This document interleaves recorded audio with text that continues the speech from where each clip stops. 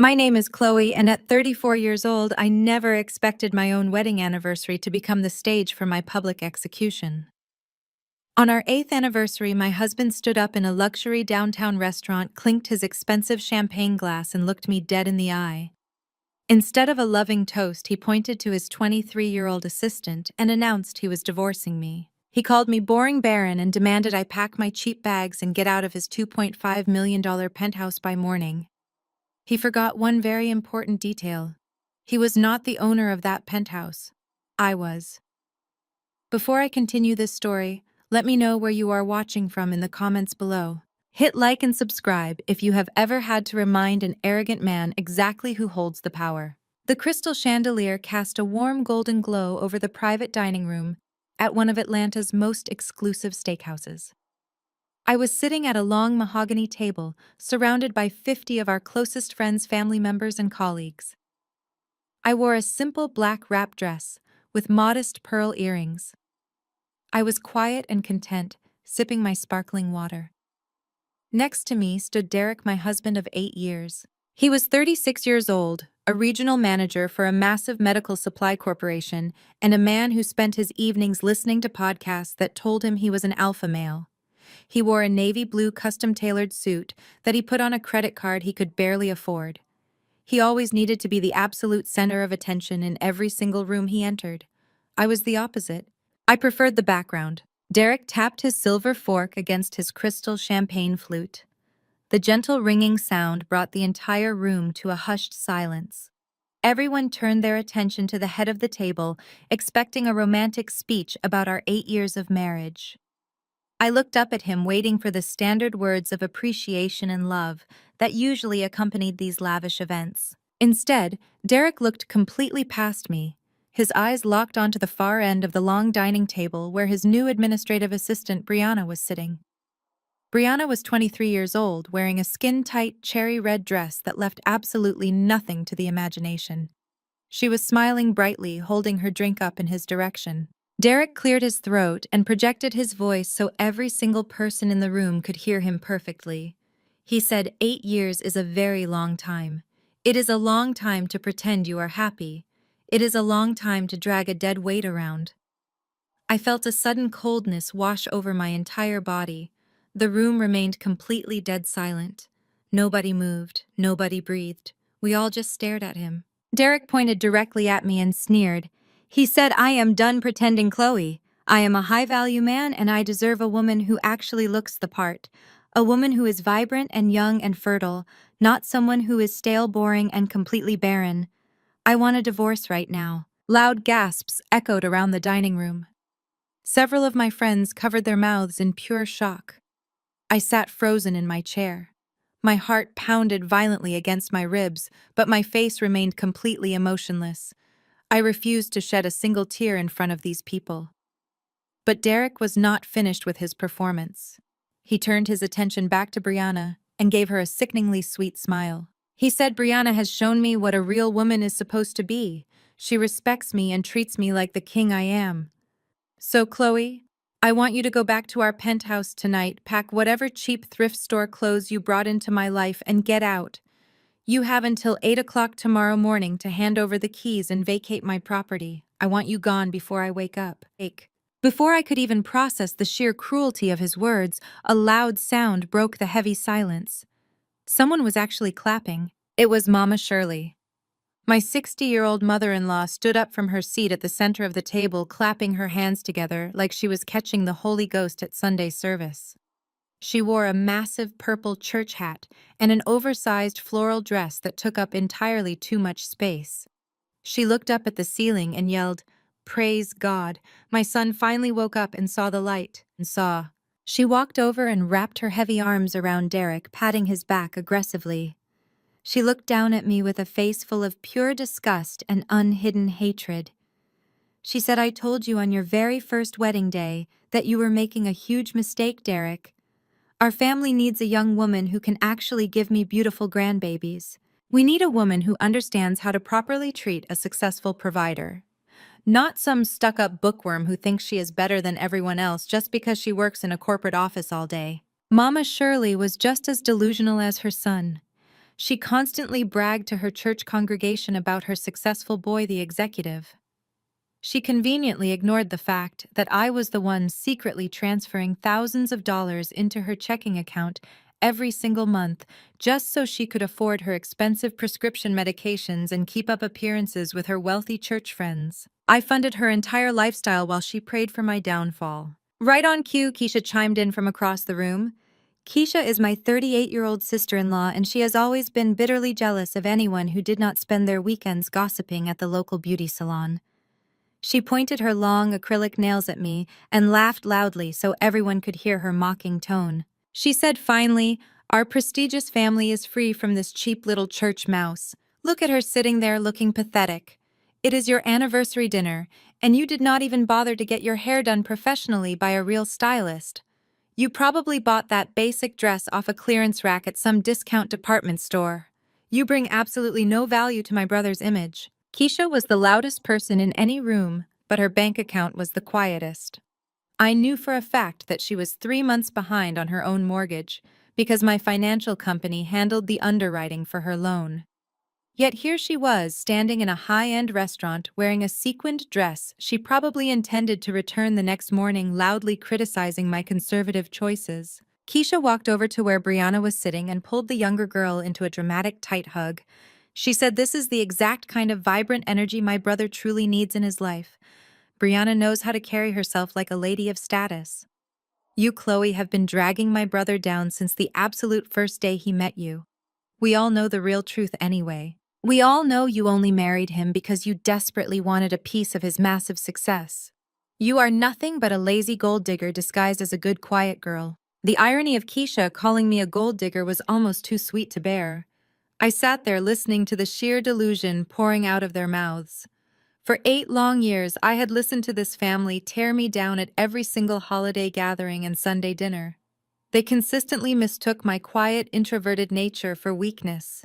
They mistook my strict financial discipline for poverty. Because I did not walk around dripping in expensive designer labels or posting my every single luxury purchase on social media for validation, they simply assumed I had absolutely nothing to my name. They had absolutely no idea that I graduated at the very top of my class from Spelman College with a prestigious full academic scholarship. I remember the day I received my degree. Derek did not even buy me flowers. He told me that degrees did not matter for women because my only real job was to support his grand visions. I smiled and nodded while quietly accepting a job offer with a starting salary that was triple what he made. I paid off my own student loans in a single year. I bought my first investment property at 25. While he was busy leasing luxury cars to impress his friends at the local sports bar, I was busy buying the actual commercial buildings those sports bars operated inside. They had no idea that I was a highly paid financial risk actuary for one of the largest firms in the entire country. And they certainly had no idea that I had spent the last 10 uninterrupted years quietly investing every single corporate bonus, every stock dividend, and every extra dollar I earned into a massive commercial real estate portfolio. I was quietly building massive generational wealth in the background, while my arrogant husband was busy building an insurmountable mountain of credit card debt just to look rich on the internet for complete strangers. Mama Shirley pointed a judgmental, trembling finger directly in my face. She said you should be down on your hands and knees, thanking Jesus Christ himself that my wonderful son gave you 8 incredible years of pure luxury. He generously let you live in a gorgeous downtown penthouse overlooking the entire city. He gave you a safe roof over your head and a glamorous lifestyle a plain girl from your ordinary background could only ever dream about having. Now the free ride is completely over. Give the man his property keys and go find a little cramped studio apartment somewhere you can actually afford on your own. Brianna smirked from across the room, leaning against the mahogany table. She tossed her long, expensive hair extensions over her shoulder and looked at me with a victorious gleam in her eyes. She said, "Do not worry about a thing, Chloe. I will take really great care of the penthouse for him. I am already planning to completely redecorate the master bedroom anyway. That boring, pale blue paint you chose for the walls is absolutely hideous and outdated. I am going to make it look like a home fit for a real power couple." I took a slow, deep breath, letting the oxygen fill my lungs and calm my racing heart. I looked at Derek.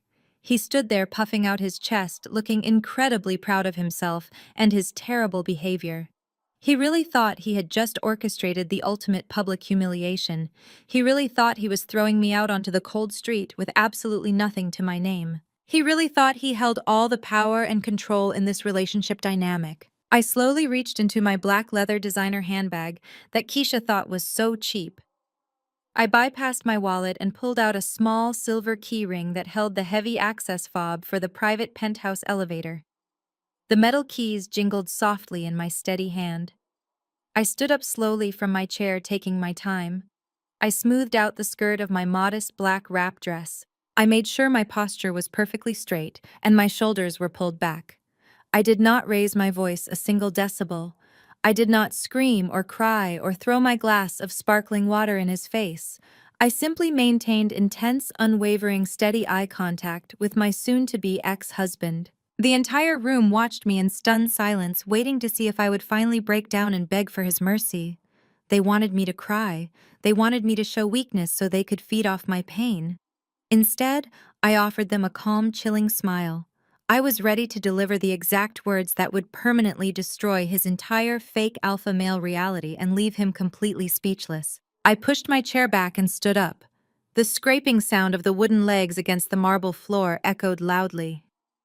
I picked up a crisp white linen napkin from the table and gently dabbed the corners of my mouth. I did not rush. I took my time walking across the room toward the small stage where the event DJ was standing. The DJ looked terrified. He handed me his silver microphone without me even having to ask for it. The heavy metal felt cool and solid in my grip. I turned around to face my husband. His smug smile began to falter just a fraction. He was expecting tears. He was expecting begging. He was expecting a broken woman begging for another chance. Instead, he was looking at a woman who had spent a decade calculating risk for a living. I brought the microphone to my lips. My voice echoed through the high-end restaurant crystal clear and completely devoid of any emotion. I said, "You are absolutely right, Derek. 8 years is a very long time. It is a long time to play small so a weak man can feel tall. It is a long time to hide my own success just to protect your fragile ego. I agree with you completely. 8 years is enough. We are done here." Derek scoffed loudly and crossed his arms over his chest. He looked around the room trying to rally his audience. He said, "So pack your bags and leave, Chloe. I told you I want you out of my penthouse by tomorrow morning. Stop trying to give a dramatic speech and just leave before you embarrass yourself even more." I smiled. It was not a warm smile. It was the kind of smile a predator gives before it snaps its jaws shut. I said, "I will not be packing anything, Derek. And I certainly will not be leaving the penthouse tomorrow morning, or any morning after that. Because you forgot to read the fine print on the property deed." Derek uncrossed his arms, his brow furrowed in genuine confusion. He said, "What are you talking about? I pay the mortgage on that penthouse every single month. I have the bank statements to prove it. I am the man of the house." I laughed softly into the microphone. I said, "No, Derek, you do not pay the mortgage, you pay rent. That $2.5 million penthouse does not belong to you. It belongs to the Vanguard Horizon Trust, a private real estate trust fund that I established 3 years before I even met you. I am the sole beneficiary and the sole trustee. The monthly payments you have been making to the property management company were just your portion of the tenant leasing agreement. You are not a homeowner, Derek. You are just a renter with a very expensive car note." The entire dining room went completely dead silent. You could hear a pin drop on the marble floor. The guests who had just been gasping in shock were now leaning forward in their seats, utterly mesmerized by the sheer magnitude of the revelation. Derek lost all the color in his face. His mouth opened, but no words came out. He looked like a fish gasping for air on dry land. He turned to look at Mama Shirley, who was now clutching her chest for real. Her wide eyes darted back and forth between her son and me. Keisha stood frozen with her mouth hanging open, completely unable to process the fact that the woman she just called a cheap church mouse was actually her brother's landlord. I walked slowly down from the stage and approached the far end of the long dining table where Brianna was sitting. She was no longer smirking. She looked nervously at Derek, waiting for him to fix the situation. He did nothing. He just stared at me in absolute horror. I stopped right next to Brianna's chair. She was clutching a tall crystal flute filled with expensive imported champagne. I reached into my pocket and pulled out the spare set of penthouse keys. The heavy metal fob dangled from my fingers. I held the keys directly over her glass. I opened my hand and let them fall. The heavy keys splashed loudly into the expensive champagne, sending fizzy liquid spilling over the rim and onto the pristine white tablecloth. Brianna jumped back with a sharp gasp. I looked down at her terrified face. I said I am calling the building security team right now. They have strict instructions to escort unauthorized individuals off the premises. You and Derek have exactly 2 hours to pack your trash and vacate my property. If either of you leave a single scratch on my hardwood floors, I will keep the security deposit. Brianna looked desperately at Derek. She said, Derek, tell her to stop. Tell her she is lying. This is your penthouse. You told me it was yours. We were supposed to redecorate it together. Derek could not even look at her. He was too busy staring at the floor, his mind desperately trying to calculate how his entire fake reality had just crumbled into dust in a matter of 2 minutes. He had built his entire alpha male persona around that luxury apartment.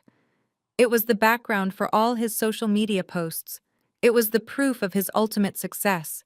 And now everyone in the room knew it was a complete lie. Suddenly, a loud scraping sound ripped through the quiet room. Darnell pushed his chair back forcefully and stood up. Darnell is Keisha's husband. He is a loudmouth, heavy-set man who owns a local auto repair shop and constantly tries to act like a street enforcer. He wears thick gold chains and talks loudly to intimidate people. He puffed out his chest and stormed over to where I was standing, aggressively invading my personal space. Darnell pointed a thick finger directly at my face. His face was red with anger. He yelled, "You listen to me, you crazy woman. You are not throwing my brother-in-law out on the street like a stray dog. You think you are so smart with your little trust fund tricks, but you are legally married to him. That means half of everything you own belongs to him anyway." Darnell took another step forward, trying to use his massive physical size to scare me into backing down. He leaned down so his face was inches from mine. He lowered his voice into a menacing growl. He said, "I know high-powered lawyers, Chloe, the kind of lawyers who will destroy you in court. I am calling my legal team first thing tomorrow morning. We are going to file an emergency injunction and freeze every single bank account you have. We will lock up your money so fast you will not even be able to buy a cup of coffee. You will be begging Derek to take you back when we are done with you." I did not take a single step back. I did not flinch. I did not break eye contact. I looked straight into Darnell's angry, bloodshot eyes, and I felt absolutely nothing but pure amusement. This man was threatening me with lawyers he could not even afford to hire. I let out a loud, genuine laugh right in his face. The sound of my laughter shocked him so much he physically recoiled. I tilted my head and smiled at him. I said, "I dare you, Darnell. I double dare you to call your imaginary lawyers. Go ahead and try to freeze my accounts. But before you do that, you might want to make sure your own house is in order. Because financial investigations have a very funny way of exposing everyone involved in the mess." Darnell hesitated for a split second. His eyes shifted nervously. He tried to quickly recover his aggressive posture, but the damage was already done. He puffed his chest out again, but his voice lacked the same conviction. He said, "I do not know what you are talking about. My business is completely solid. You are just trying to change the subject because you know you are caught in a trap." I shook my head slowly, enjoying the sheer panic that was slowly starting to wash over his face. I said, "Your business is solid. That is very interesting, Darnell, because from what I can see, your auto shop barely brings in enough legitimate revenue to keep the lights on, let alone pay for the designer clothes Keisha wears to these events. You want to bring lawyers into this. You want to open up the financial records. Please do it. I would love to see how your legal team explains the massive discrepancies in your tax returns during discovery." Keisha suddenly rushed forward, grabbing Darnell's thick arm. She looked panicked. She said, "Darnell, stop it. Do not talk to her anymore. She is just trying to confuse us. Let Derek handle his own problems. We do not need to get dragged into her crazy lies." Darnell looked at his wife and then back at me. He swallowed hard. The thick gold chains around his neck suddenly looked very heavy. He took a slow step back, retreating from the invisible line he had just tried to cross. He pointed a shaking finger at me and mumbled, "You are making a massive mistake, Chloe. You are messing with the wrong family." I turned my back on him, completely dismissing his empty threats. I looked at the crowd of people still sitting at the long mahogany table. My former friends' colleagues and the people who had just spent the last 20 minutes silently watching me get publicly humiliated. Nobody was laughing anymore. Nobody was whispering. They were all staring at me with a newfound sense of awe and terror. I raised my voice so everyone could hear me clearly. I said, "This dinner party is officially over. The bill has already been paid in full by the Vanguard Horizon Trust. Please enjoy the rest of your champagne." I picked up my small black leather handbag from the chair. I adjusted the strap over my shoulder. I walked calmly toward the heavy double doors of the private dining room. The loud, rhythmic clicking of my heels against the marble floor was the only sound in the entire room. As I reached the doors, Derek finally found his voice. He shouted after me, his voice cracking with desperation and rage. He yelled, "You cannot do this to me, Chloe. I am your husband. You owe me." I did not stop walking. I did not turn around to look at him.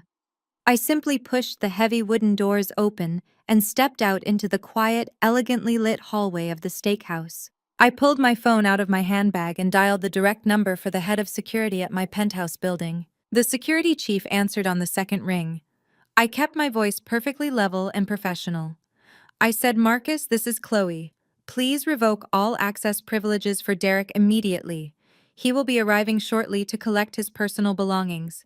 He is permitted exactly 2 hours in the unit. Please send 2 armed guards to supervise his packing and ensure he leaves the premises promptly. If he causes any trouble, call the police." I ended the call and walked out the front entrance of the restaurant into the warm Atlanta night. The valet brought my car around. As I slipped into the driver's seat, I felt a massive weight lift off my shoulders. The first strike was successful, but I knew this war was far from over. Derek and his family were greedy and desperate. They would try to strike back, but they had absolutely no idea what they were actually up against.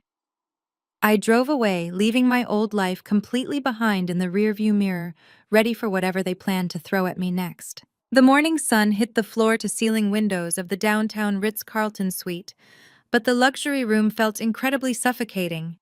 Derek paced back and forth across the plush carpet, wearing a complimentary white terry-cloth robe that barely covered his knees. Brianna sat on the edge of the unmade king-size bed, scrolling aggressively through her social media feeds. She was already complaining about the inconvenience of sleeping in a hotel instead of the penthouse she felt she rightfully deserved. Derek was trying desperately to maintain his fragile alpha male facade. He rubbed the back of his neck and promised Brianna that the hotel stay was only temporary. He told her I was just having a brief emotional breakdown and that my little trust fund trick would be easily reversed by his lawyers before lunchtime. To prove his absolute control over the situation, Derek decided he needed to make a grand romantic gesture. He needed to show Brianna that my actions the previous night had absolutely no impact on his massive wealth. He told Brianna to get dressed in her best outfit because they were going downstairs to the luxury shopping concourse located right inside the hotel lobby. He promised to buy her the diamond-encrusted Cartier watch she had been begging for all month. He wanted to post a picture of it online just to spite me and prove he was unbothered by my little stunt at the restaurant.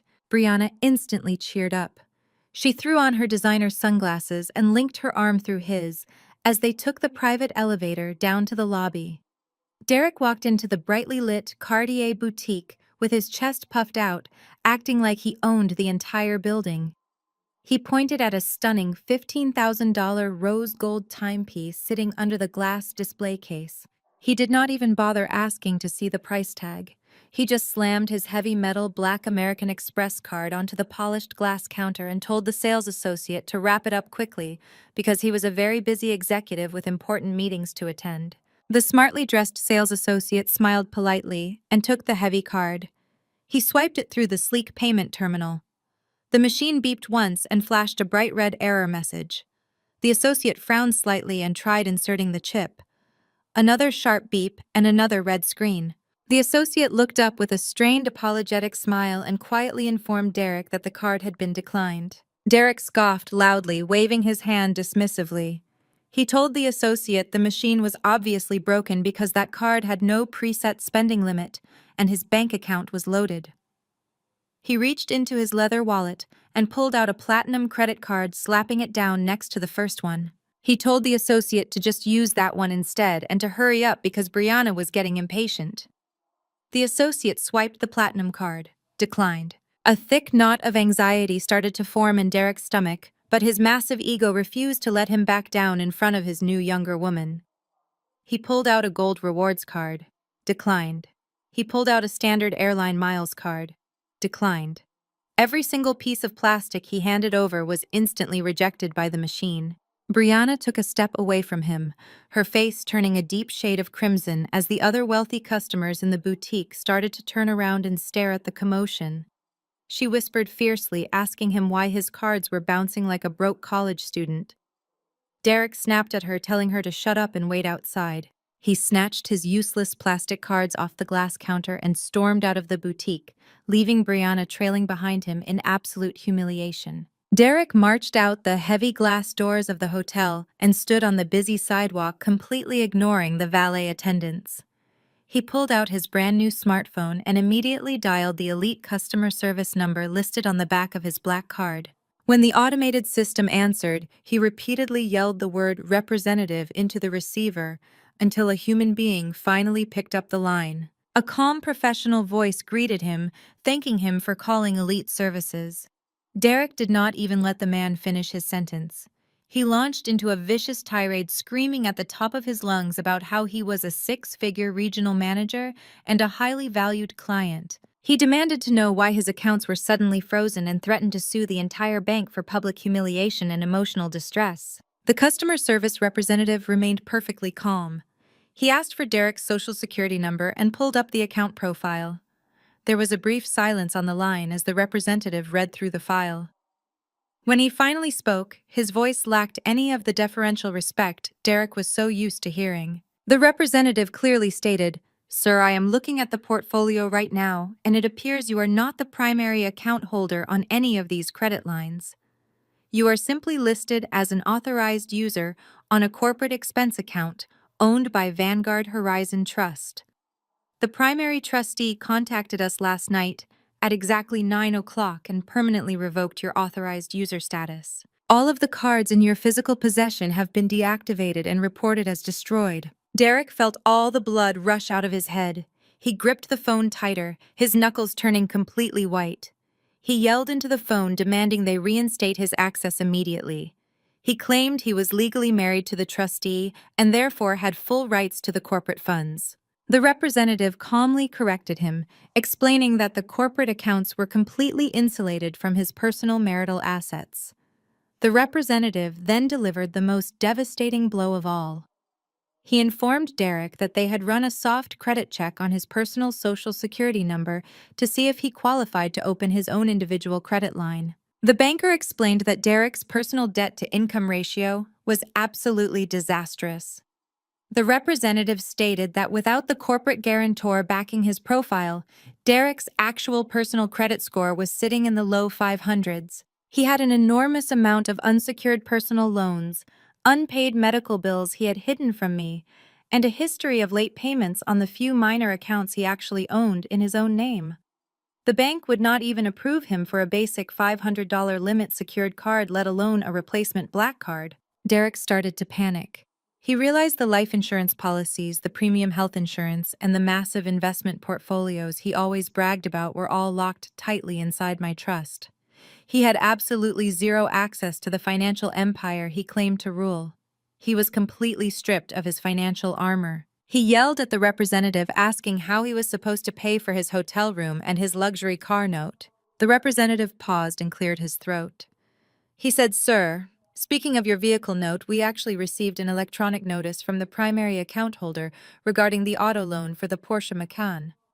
The primary account holder has officially ceased all future payments on that specific loan, and voluntarily surrendered the asset to the financing company. That vehicle is no longer legally insured, and the repo order went active at midnight. Derek dropped his phone. It hit the concrete sidewalk with a loud crack, shattering the screen. He did not care.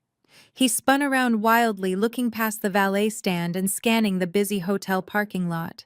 His heart hammered in his chest like a trapped bird. Over by the far corner of the luxury lot, past the fountain and the neatly trimmed hedges, he saw it.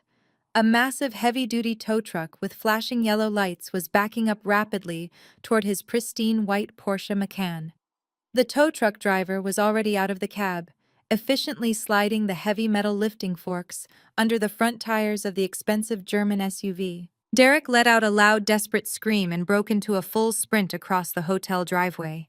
He pushed past a wealthy couple carrying luggage and completely ignored the valet manager, who yelled at him to slow down. He sprinted toward the tow truck, waving his arms frantically in the air and screaming at the driver to stop touching his car. The tow truck driver, a large man with a thick beard and a highly unamused expression, just looked at Derek and hit a lever on the side of his truck. The hydraulic lift engaged with a loud, whining sound, hoisting the front end of the pristine Porsche up into the air. Derek reached the back of the tow truck, panting heavily and sweating through his designer shirt. He slammed his hands against the hood of the Porsche, leaving sweaty palm prints on the perfect white paint. He demanded the driver drop his car immediately, claiming it was a huge misunderstanding and offering to write a check on the spot. The driver pulled a thick yellow clipboard from his belt and held it up right in Derek's face. The driver said, "I do not take checks, pal. I take orders from the bank. The bank says this car belongs to them now because the person actually paying for it decided to cut you off. You want the car back, you can call the recovery agency and pay the full balance in cash. Otherwise, step away from my rig before I call the police for interfering with illegal repossession." Derek stood completely frozen on the hot asphalt as the tow truck driver climbed back into the cab and locked the doors. The powerful diesel engine roared to life, sending a cloud of dark exhaust smoke right into Derek's face. He coughed and waved the smoke away helplessly, watching as the tow truck pulled out of the parking lot, dragging his ultimate status symbol away down the busy downtown street. Brianna finally caught up to him. She was out of breath and holding her high heels in her hands to walk faster. She looked at the empty parking space and then looked at Derek. Her face contorted into a mask of pure disgust and terrifying realization. She realized the wealthy, powerful alpha male she had hitched her wagon to was nothing but a broke fraud standing in a hotel parking lot with a shattered phone and no way to even pay for their room service bill. The illusion was completely shattered, and the absolute reality of his situation was finally crashing down on him with the full weight of a freight train. He was completely broke, and the worst part was that I had barely even started my retaliation. Derek did not just accept defeat. Men like him never do.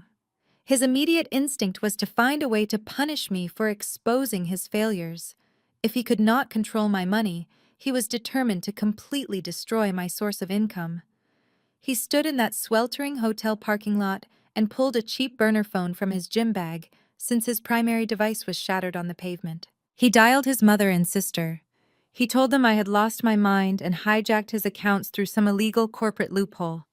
He told them it was time to go to my office and make such a massive public scene that my boss would have no choice but to fire me on the spot. Mama Shirley and Keisha were more than happy to oblige. They had always pictured me sitting in a gray, windowless cubicle, typing mindlessly on a cheap plastic keyboard while answering phones for a mid-level middle manager. They genuinely believed I was just a low-level data entry clerk who got lucky marrying a highly successful executive. They threw on their most intimidating outfits. Mama Shirley wore a bright yellow pantsuit and a massive church hat, while Keisha wore a pair of oversized designer sunglasses she bought on clearance. They picked Derek up from the hotel in Keisha's leased sedan and drove straight to the financial district of downtown Atlanta. They pulled up to this towering glass and steel skyscraper that housed the headquarters of my investment firm. The building was an imposing architectural marvel that dominated the city skyline. Derek marched through the revolving doors with his chest puffed out, flanked by his mother and sister. They walked into the expansive marble lobby, completely ignoring the massive abstract sculptures and the sleek minimalist decor. They stomped right past the main reception desk. The front desk attendant called out to them, asking them to sign in and show identification, but Derek just waved his hand dismissively. He yelled back that he was a highly important corporate executive looking for his disobedient wife, and he did not have time for basic security protocols. They pushed their way into the VIP elevator banks and hit the button for the top floor, assuming that was where human resources would be located. They were ready to scream. They were ready to throw papers. They were ready to demand my immediate termination for emotional instability and corporate theft. The elevator chimed softly as it reached the 50th floor. The silver doors slid open, revealing the ultra-exclusive executive suite. It did not look like a cubicle farm. There were no gray walls or cheap fluorescent lights.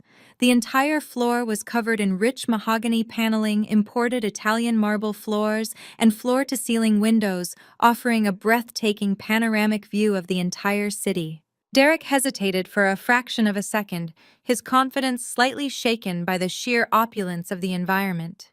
But Keisha pushed past him, eager to draw blood. She marched down the wide hallway, her cheap heels clicking loudly against the polished stone. They approached a massive set of frosted glass double doors at the end of the corridor.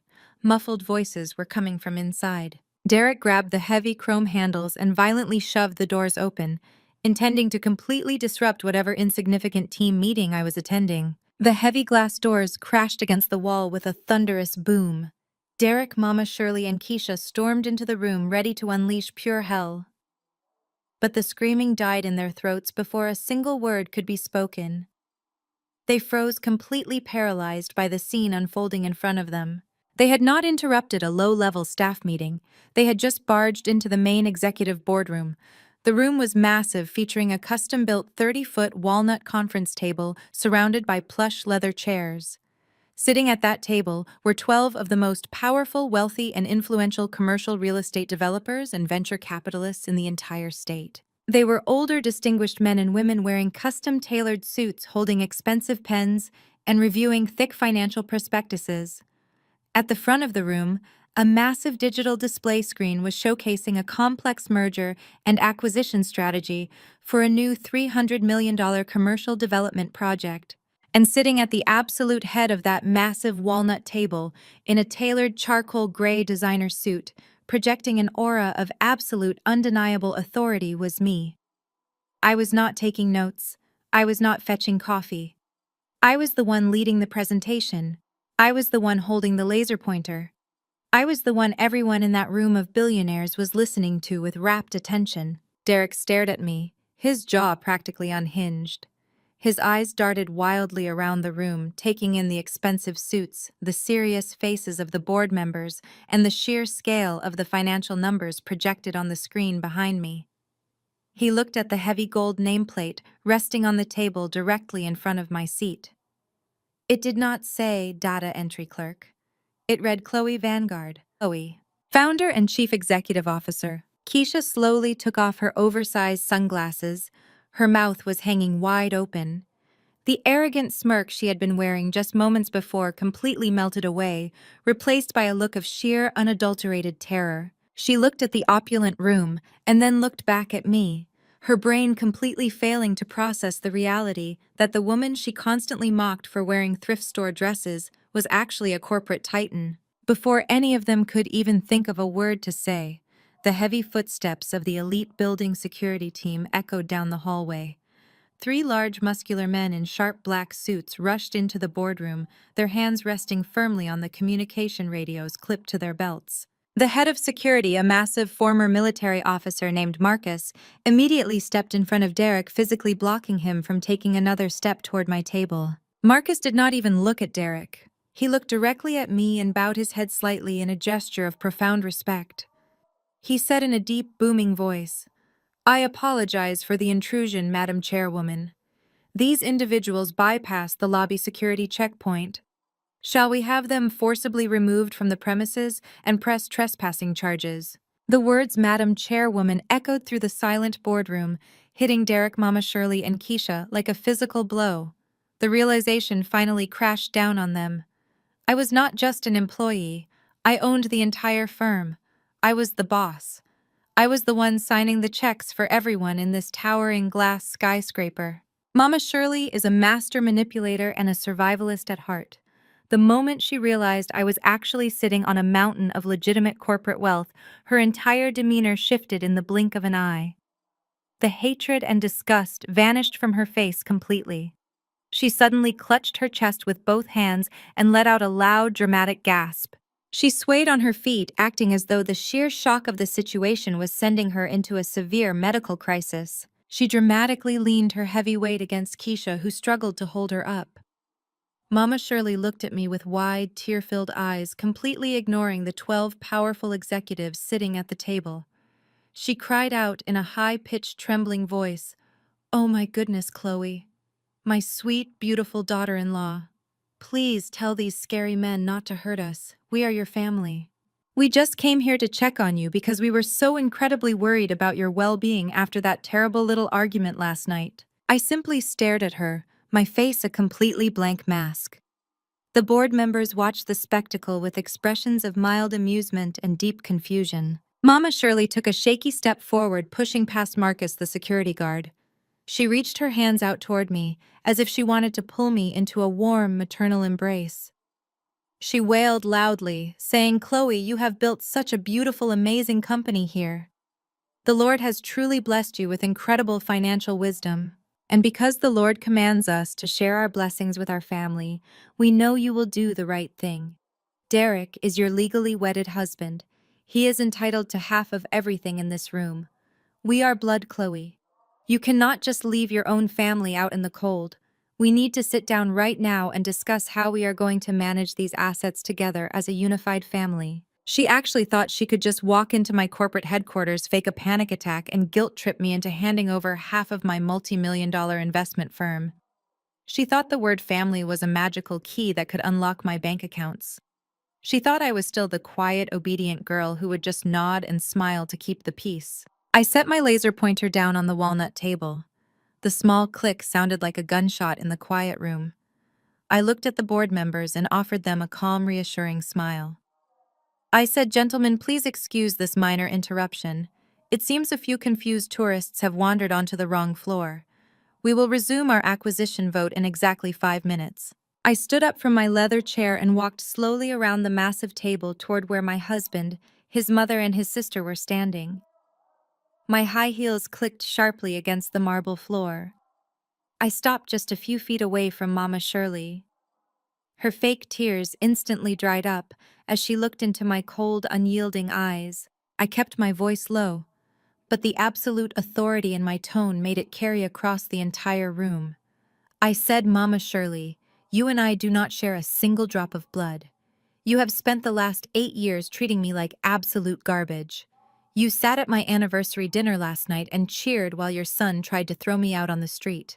And now you have the absolute audacity to walk into my building, interrupt my board meeting, and demand a piece of the empire I built with my own 2 bare hands." Derek finally found his voice. He stepped forward, trying to puff out his chest and salvage whatever shred of dignity he had left. He pointed a shaking finger at me and demanded that I show his mother some respect. He yelled that he was my husband, and under state law, he had a right to the corporate profits. He claimed I had been hiding marital assets and he was going to take the entire company away from me in the divorce settlement. I laughed softly, shaking my head at his sheer profound ignorance. I looked at Derek and spoke very clearly so every single person in the room could hear the absolute finality of my words. I said, "Derek, you really should have spent less time listening to alpha male podcasts and more time learning how corporate shielding works. This entire firm is a registered limited liability holding company entirely owned by a blind trust that was fully capitalized years before I even met you. You have absolutely zero legal claim to a single paperclip in this building. You are not a partner. You are not an investor.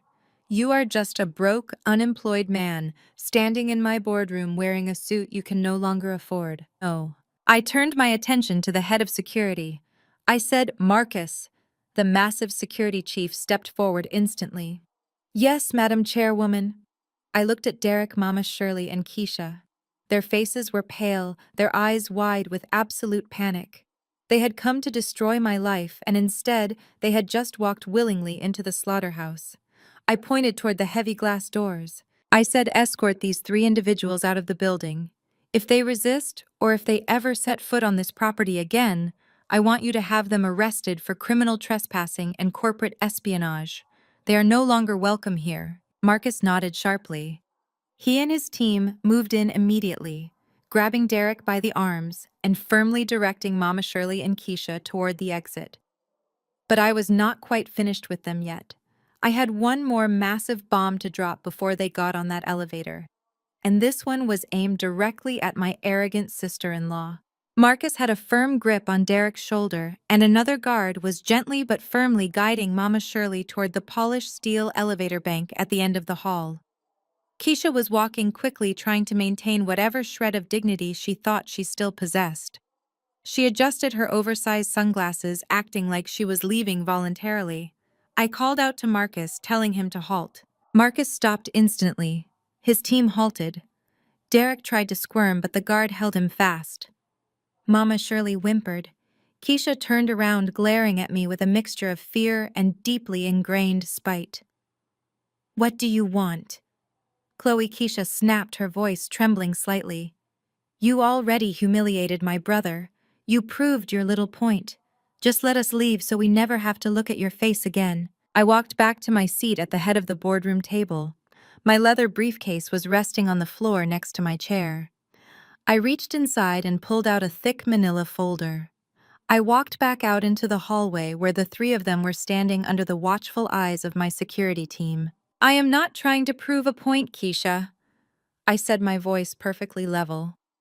"I am just tying up loose ends.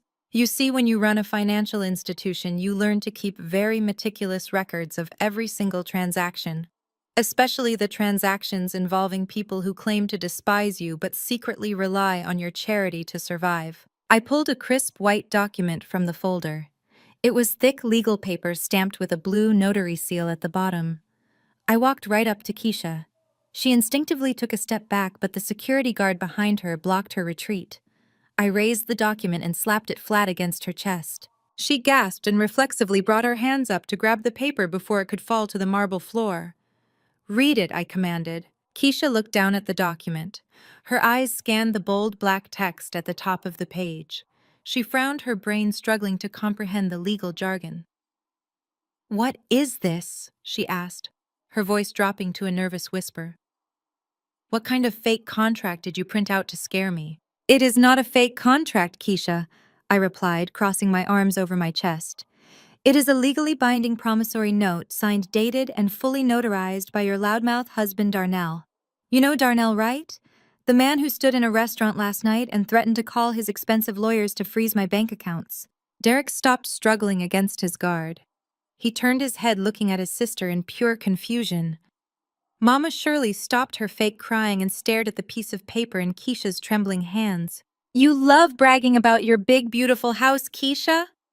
I continued, my voice echoing down the pristine corporate hallway. "You love posting pictures of your 5-bedroom suburban mansion on social media. You love hosting those lavish summer barbecues to show off your stainless steel appliances and your manicured backyard. You constantly put me down for living in an apartment while you played the perfect wealthy housewife." Keisha's eyes darted back and forth across the page. Her face began to lose its color.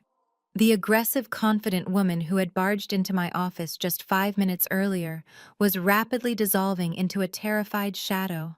"What you conveniently left out of your social media posts," I said, stepping slightly closer to her, "was the fact that your husband is a terrible businessman. His little auto shop was bleeding money for years.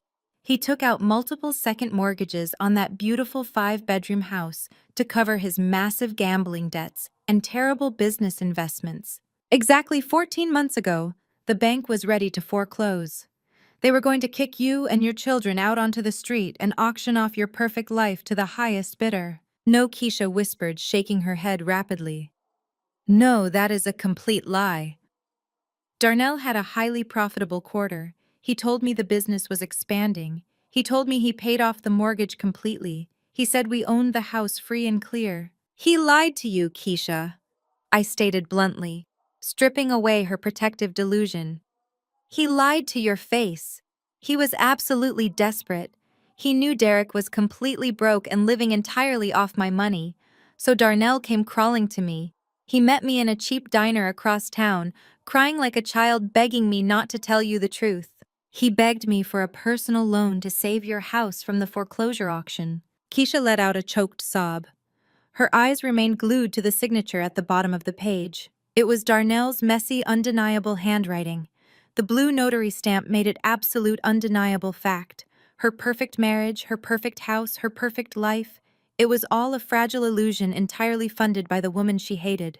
I gave him a cashier's check for $150,000, I said, my tone completely devoid of sympathy. I paid the bank. I saved your home. And in exchange, Darnell signed that promissory note listing the house as collateral. The terms of the loan were very simple. He had exactly 14 months to secure refinancing and pay me back in full with interest. If he failed to do so, the note would automatically mature. I reached out and tapped the top corner of the document in her hands. Look at the date, Keisha. The loan matures today. Your husband has not paid me a single dime. He has been dodging my phone calls for 3 weeks. That is why he was so incredibly angry last night. He knew the clock had run out. Derek stared at his sister, his mouth hanging open. You borrowed money from her, Derek yelled, his voice cracking. You let Darnell take her money. Keisha ignored her brother. She looked up at me, tears finally spilling over her eyelashes and ruining her expensive makeup. The sheer panic in her eyes was almost palpable. She was realizing the devastating truth. She did not own her home. I did. You have exactly 30 days, Keisha, I said, delivering the final devastating blow. You have 30 days to produce $150,000 plus the accrued interest. If that money is not sitting in my account by the 1st of next month, I am executing the collateral clause. I am going to seize your 5-bedroom house, and I am going to evict you. You can take your clearance rack sunglasses and your fake designer bags and move into Darnell's failing auto shop. Keisha opened her mouth to speak, to beg, to apologize, but no words came out. She just stood there, sobbing, clutching the document to her chest like a shield that had already been shattered. Mama Shirley looked completely horrified, realizing her entire family was financially imploding right in front of her eyes. I turned to my head of security. Marcus, put them in the elevator. Now. The security guards moved with swift professional efficiency. They guided the 3 devastated individuals toward the open elevator doors. Derek did not fight back anymore. His alpha male facade was entirely broken. He walked with his head hung low, completely defeated. Mama Shirley was muttering frantic prayers under her breath, her hands shaking violently. Keisha was just openly weeping, staring blankly at the floor. They were pushed into the sleek stainless steel elevator car. The security guards stepped back. Derek looked up at me just as the heavy silver doors began to slide shut. His eyes were filled with a mixture of absolute hatred and profound, helpless terror. He finally understood the massive, catastrophic mistake he had made. The doors clamped shut, sealing them inside and sending them down to the lobby. The hallway was instantly quiet again. I took a deep, cleansing breath. The air felt incredibly pure. I turned around and walked calmly back into my executive boardroom. The 12 powerful investors and developers were sitting exactly where I had left them. They looked at me with a newfound level of deep respect. They had just witnessed a masterclass in absolute leverage and ruthless execution. They knew I was not someone to be trifled with on any level. I apologize again for the brief interruption, gentlemen, I said, taking my seat at the head of the massive walnut table. I picked up my laser pointer and clicked the button, bringing the financial projections back onto the large display screen. As I was saying before, we were so rudely interrupted. The acquisition of the downtown commercial block will yield a projected 20% return within the first 36 months. Let us review the zoning permits. The meeting continued flawlessly. For the next hour, I completely compartmentalized the drama of my personal life and focused entirely on expanding my financial empire. By the time the meeting concluded, and the board members shook my hand to finalize the $300 million deal, I felt an incredible surge of pure adrenaline. I had won the morning. I had successfully dismantled my hostile in-laws and protected my corporate sanctuary. The executives filed out of the boardroom, leaving me alone in the expansive space. The afternoon sun was casting long golden shadows across the polished mahogany table. I walked over to the floor-to-ceiling window and looked down at the bustling city streets far below. I wondered if Derek was currently wandering those streets, trying to figure out how to survive without my credit cards. I walked back to my chair and picked up my personal cell phone. I had placed it on silent mode during the board meeting. The screen lit up, revealing a barrage of missed calls and angry text messages from unknown numbers. I knew it was Darnell trying desperately to contact me from a burner phone to negotiate his way out of the promissory note. I deleted his messages without even bothering to read them. He had 30 days. There was nothing left to discuss. But as I was clearing my notification screen, a new message popped up. It was from a highly secure encrypted messaging application. The sender was listed only by a single initial, the letter J. J was a senior forensic accountant who worked in the internal auditing department of Derek's Medical Supply Corporation.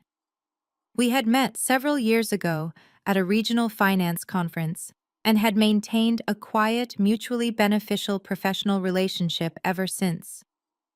Jay was brilliant, observant, and entirely fed up with the rampant corruption among the middle management executives at his company. He knew exactly what Derek was, and he had been quietly feeding me financial intelligence for months. I unlocked the encrypted application and opened the text message. The words on the small glowing screen made my heart skip a beat. The game was far from over. In fact, the most dangerous chapter was just beginning. The message read, "Chloe, we have a massive problem. I just finished running the quarterly vendor audit for Derek's division. Derek is not just cheating on you, he is actively robbing the company blind. For the past 6 months, he has been systematically funneling highly lucrative regional medical supply contracts to a newly formed third-party logistics vendor." I felt a cold chill run down my spine. I kept reading the glowing text. The message continued. "I dug into the state corporate registry to find the beneficial owner of the logistics vendor.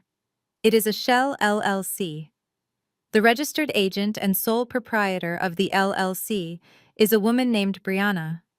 He is using his young assistant to launder hundreds of thousands of dollars in corporate funds. The internal fraud unit is starting to ask questions. If they trace this back to him, he is facing serious federal prison time. And since you are still legally married to him, the federal investigators might try to freeze your legitimate trust fund assets during the criminal inquiry. You need to act immediately." I stared at the screen, my mind racing through 1,000 different calculated scenarios. Derek was not just a narcissistic, cheating husband. He was a reckless, desperate corporate criminal. He had given his 23-year-old mistress a fake company and was feeding her stolen corporate money to fund their lavish lifestyle. He thought he was a genius mastermind gaming the system to get rich quick. He had absolutely no idea he was leaving a massive glowing paper trail right to his own front door. My financial empire was securely locked inside my trust, but a federal investigation into marital assets could tie up my business operations for years in endless subpoenas and legal red tape. I could not allow Derek's profound stupidity to infect my life's work. He had forced my hand. I could no longer just sit back and watch him slowly self-destruct. I had to actively, completely annihilate him before the federal government did it for me. I quickly locked my phone and slid it into my pocket. It was time to pay Brianna a little visit. I walked out of my expansive corporate boardroom and headed directly for the private executive elevator at the end of the hall. My mind was completely focused on the encrypted message I had just received from my internal contact. Derek was not just a cheating, arrogant husband. He was an incredibly reckless and active criminal liability, attempting to illegally launder stolen corporate funds through his naive young mistress. As the elevator descended, I felt my phone vibrate in my blazer pocket. I pulled the device out and glanced at the screen. It was a multimedia text from an unknown number, but I knew who sent it. I tapped open the message and 3 high-resolution ultrasound photographs downloaded. The grainy black and white images showed the faint outline of a tiny fetus. Beneath the photos was a massive block of text. Brianna had decided to mark her territory. She wrote a long, arrogant paragraph detailing how she was carrying the firstborn child of a highly successful executive. She gloated that she was providing Derek with the true heir to his family legacy. She claimed my time was over and I needed to stop fighting over pennies. She wrote that Derek was hiring aggressive divorce lawyers who would ruthlessly strip away half of my company. She demanded we meet face to face immediately so she could explain exactly how the new hierarchy would work. She wanted me to surrender gracefully. I did not feel anger reading her arrogant words. I only felt pity for her absolute ignorance. I quickly typed a brief response. I gave her the address of an exclusive French bistro in the upscale Buckhead district. I told her to meet me there in 1 hour. I walked out of the towering glass skyscraper and instructed my private driver to pull the black luxury town car around to the front entrance. The ride through heavy Atlanta traffic gave me plenty of time to prepare my strategy. When I arrived at the French bistro, the afternoon sun poured through massive bay windows. The restaurant was a pristine space filled with polished marble tables, plush velvet booths, and the quiet hum of wealthy patrons enjoying expensive lunches. It was the exact type of place Brianna desperately wanted to belong to. I arrived 15 minutes early and requested a private corner table tucked away from the main dining floor to avoid drawing unnecessary attention. I sat on the soft velvet cushions, ordered a glass of sparkling water with lemon, and placed my sleek silver iPad flat on the table in front of me. I sat quietly and waited patiently, letting the subtle classical music playing overhead calm my racing thoughts. Exactly 10 minutes past our agreed meeting time, Brianna pushed through the heavy glass doors. She was trying incredibly hard to look like a woman of immense wealth. She wore a skin-tight designer tracksuit, undoubtedly purchased using the corporate funds Derek stole for her shell company. She wore massive dark sunglasses inside the dimly lit restaurant and carried an authentic leather tote bag. She strutted past the hostess stand, without waiting to be seated, acting as though she owned the establishment. Her eyes scanned the room until she spotted me. She marched over high heels, clicking loudly. She grabbed the wooden chair opposite me and pulled it out with an obnoxious scraping noise, causing diners to stare. She dropped her heavy leather bag carelessly onto the pristine floor and collapsed heavily into the wooden chair, crossing her arms defensively over her chest, while letting out an exaggerated sigh of profound annoyance. She did not bother to offer a polite greeting or acknowledge my presence respectfully. Instead, she immediately snapped her long acrylic nails in the air to get the attention of a passing waiter. When the young man hurried over, she spoke with pure condescension. She loudly ordered the imported beluga caviar service accompanied by their most expensive non-alcoholic sparkling cider. The waiter nodded and rushed off. Brianna reached up, removing her oversized sunglasses, sliding them on top of her head. She looked at me with a deeply smug, victorious expression plastered across her face. She leaned forward, resting her elbows on the cool marble. "I am glad you finally decided to act like a reasonable adult, Chloe," she said, her voice dripping with fake sympathy. "Let us completely skip the pointless fake pleasantries and get straight to the harsh, absolute reality of your current situation. I know you think you did something clever last night, pulling that dramatic stunt with the apartment keys. You wanted to embarrass him. But Derek told me everything. He told me how you legally hijacked his personal trust fund and illegally locked his credit cards. He is absolutely furious right now, but his legal team is already drafting court paperwork to rip your corporate empire apart. You will owe him millions of dollars in spousal support and marital asset division. So I am sitting here today to offer you a simple, easy way out. If you quietly sign over the deed to the downtown penthouse and agree to pay a generous lump sum cash settlement, I will personally make sure Derek does not ruin your professional career. You can just pack your cheap thrift store bags, walk away gracefully with your remaining dignity, and start your miserable life over somewhere else. Because the absolute truth is, he never actually loved you. You were never his equal. You were just a temporary stepping stone until he found his footing. Now he has a real vibrant woman who can actually give him a real family. This baby growing inside me is his true heir. And as the mother of his first child, I am officially stepping into my rightful place as the lady of the house.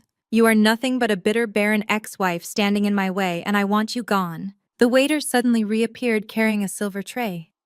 He carefully arranged the crystal bowls of beluga caviar and mother-of-pearl spoons on the table right in front of her.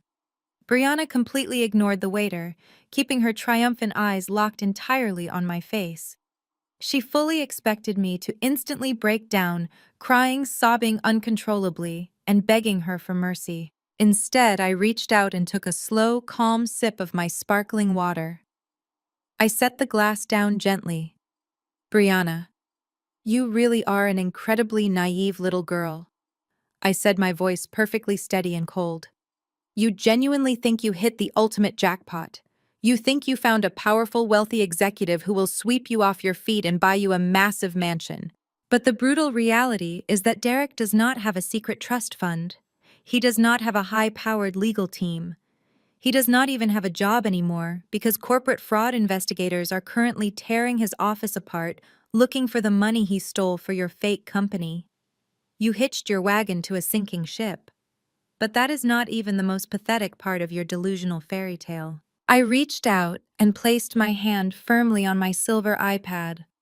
I slid the device slowly across the smooth marble table until it rested directly next to her expensive caviar plate.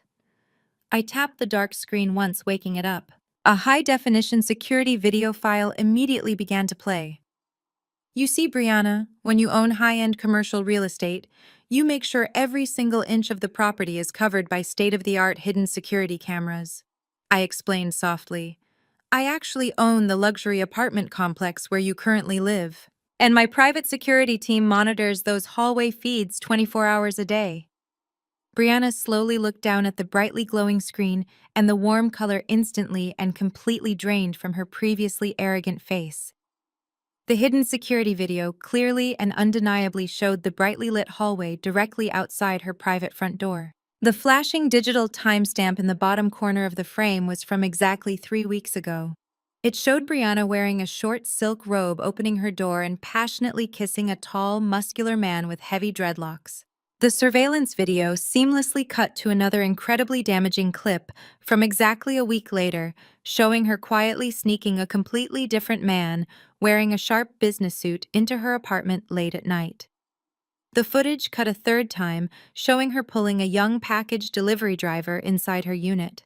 Brianna gasped sharply and violently, pushing her heavy wooden chair back from the marble table in pure horror. I slowly leaned forward, crossing my arms, and offered her a dark, chilling smile. So before you demand million-dollar divorce settlements and claim the title of the lady of the house, you might want to get a medical paternity test. Are you absolutely sure that Derek is the father, sweetie? Or is it the UPS guy? Brianna stared at the glowing screen of the iPad, as if a venomous snake had just slithered out of the sleek metal casing. Her perfectly manicured hands began to tremble so violently that the heavy silver bracelets on her wrists clattered loudly against the marble tabletop. She lunged forward desperately, swiping her long acrylic nails across the glass screen in a frantic attempt to pause the incriminating security footage. In her panicked haste, her elbow clipped the edge of her crystal water glass, sending it toppling over. The ice-cold water spilled across the pristine white tablecloth and dripped steadily onto her expensive designer tracksuit pants. She gasped loudly, jumping up from her wooden chair and brushing the water off her lap. Her face was flushed a deep mottled red. The arrogant, victorious smirk she had worn since walking into the high-end French bistro was completely wiped away. She looked frantically around the quiet restaurant, terrified that the other wealthy patrons had seen the video of her sneaking multiple random men into her apartment late at night. She slowly sank back into her chair, breathing heavily. Her chest heaved as she desperately searched her mind for a plausible lie. She let out a high-pitched, forced laugh that sounded incredibly hollow and nervous. She pointed a shaking finger at the dark screen of my tablet. "You are absolutely insane, Chloe," she stammered, her voice cracking slightly. "You are a completely crazy, bitter old woman. Those men on that video are just my friends. The guy with the dreadlocks is my personal trainer helping me with late-night workouts. The guy in the suit is a financial advisor helping me set up my baby registry. And the delivery driver was just bringing heavy packages inside for me because I am pregnant and fragile. You hired a private investigator to illegally hack into the security cameras of my apartment building just to harass me. This is a massive invasion of privacy. I'm going to call the police and have you arrested for stalking. I sat perfectly still, watching her scramble to construct this ridiculous web of lies. I did not interrupt her. I let her continue speaking because people who are guilty always talk too much when they are trying to convince you of their innocence. The young waiter approached our table again, holding a small silver pitcher of sparkling cider ready to pour her drink. Brianna aggressively waved him away, snapping at him to leave us alone. She grabbed the small mother-of-pearl spoon from the caviar service and scooped a large portion of the expensive fish eggs. She shoved the spoon into her mouth, chewing aggressively, trying to project an image of total, unbothered confidence. She swallowed hard and glared at me across the marble table. Her eyes were narrowed into venomous slits. "You really thought a stupid little video was going to scare me into walking away?" she sneered, wiping her mouth with a linen napkin. "You are so pathetic, Chloe. You are just jealous because I am living a life of absolute luxury while you are sitting here playing detective. Derek treats me like absolute royalty." He moved me into the penthouse suite at the Grand Oaks complex. Do you even know how exclusive that building is? It has a rooftop infinity pool, a 24-hour private concierge service, and a private valet. The rent alone is more than you probably make in an entire month working at your boring little office job. I am surrounded by millionaires and celebrities every single day. I am not going to let a bitter dumped housewife intimidate me into giving up my high society lifestyle. She leaned back in her chair, crossing her arms defensively over her chest. She continued her desperate tirade, trying to convince herself more than me. She said Derek is going to destroy you when I tell him about this little meeting. He is going to call his elite lawyers and have them file a permanent restraining order against you. You will not be allowed within 500 feet of our baby. He promised me that as soon as the divorce is finalized, we are moving into a massive estate in the suburbs. He is buying me a brand new Range Rover next week. I am untouchable, Chloe. I have the youth, I have the beauty, and most importantly, I have the man. You have absolutely nothing but an empty apartment and a bunch of illegally obtained video clips. I listened to her entire speech with a calm, detached expression. When she finally ran out of breath and sat there glaring at me, I slowly reached across the table and retrieved my iPad. I slipped the device safely back into my leather designer handbag. I looked at Brianna and smiled. It was not a warm smile or a polite corporate smile. It was the cold, calculating smile of a woman who was about to permanently demolish an enemy. I folded my hands neatly on top of the table. "Brianna, your dedication to this absolute fantasy world is genuinely fascinating," I said, my voice soft, but laced with undeniable authority. "You really believe everything Derek tells you. You believe the fake promises about suburban estates and luxury SUVs. But your biggest mistake was believing that Derek is the one paying for your glamorous lifestyle at the Grand Oaks complex. You brag about the rooftop infinity pool and the 24-hour concierge as if those amenities somehow make you superior. You think living in that specific building makes you untouchable." I reached into the side compartment of my handbag. My fingers wrapped around the smooth edge of a thick, heavy document folder. I pulled it out and laid it flat on the table between us. The folder was made of premium dark gray cardstock featuring a very distinct gold embossed logo on the front cover. It was the official corporate crest of a highly exclusive property management firm. Brianna stopped chewing, her eyes locked onto the gold logo. A flicker of genuine confusion and rising panic crossed her face. "You live at the Grand Oaks complex, right?" I asked, rhetorically tapping my manicured index finger against the gold crest. It really is a beautiful piece of modern architecture. The previous owners did a fantastic job with the interior design, but the previous owners ran into some severe liquidity issues earlier this year. They were forced to quietly liquidate their premium real estate assets to avoid a massive corporate bankruptcy. The entire building was put up for a private off-market sale about 2 months ago. Did Derek happen to mention that to you when he moved you in? Brianna shook her head slowly, her mouth slightly open. She did not speak. She was completely mesmerized by the dark gray folder sitting on the table. I did not think so. I continued, my voice slicing through the quiet restaurant atmosphere like a freshly sharpened blade. Derek does not pay attention to the commercial real estate market because Derek does not actually have any real money to invest. But I pay very close attention. I recognize the incredible potential of that property immediately. So let me take this opportunity to introduce myself properly, Brianna. I am the primary silent partner of the private equity firm that just purchased the Grand Oaks complex. I am the majority shareholder of the holding company. I own the lobby you walk through every morning. I own the rooftop infinity pool you post pictures of on social media. And most importantly, I own the exact apartment unit you are currently sitting in. Brianna gasped sharply. Her hands gripped the edge of the marble table so tightly, her knuckles turned completely white. She stared at me in absolute horror. The arrogant facade completely shattered, leaving behind a terrified 23-year-old girl who suddenly realized she was completely out of her depth. The expensive beluga caviar she had just swallowed probably felt like a heavy lump of lead in her stomach. No, she whispered, her voice barely audible over the soft classical music playing in the restaurant. No, that is impossible. Derek signed the lease. Derek manages the property portal. You are making this up just to scare me. I opened the dark gray folder. I pulled out a stack of official printed ledgers and placed them directly in front of her. I am not making anything up, Brianna, I said coldly. These are the official accounting ledgers for your specific unit. Take a very close look at the red numbers in the balance column. You see, Derek promised to pay your exorbitant rent using his corporate expense accounts. But as we both know, his access to genuine corporate funds is currently being heavily scrutinized by federal fraud investigators. Because of that heat, Derek stopped making your rent payments exactly 90 days ago. He has been logging into the tenant portal and deleting the automated late payment notices before you could see them. You are currently 3 full months behind on your rent. You owe the property management company exactly $18,000 in unpaid leasing fees and accumulated late penalties. Brianna stared at the red numbers on the accounting ledger. Tears welled up in her eyes, spilling over her thick, false eyelashes and running down her cheeks. She looked completely shattered. She realized Derek had lied to her about everything.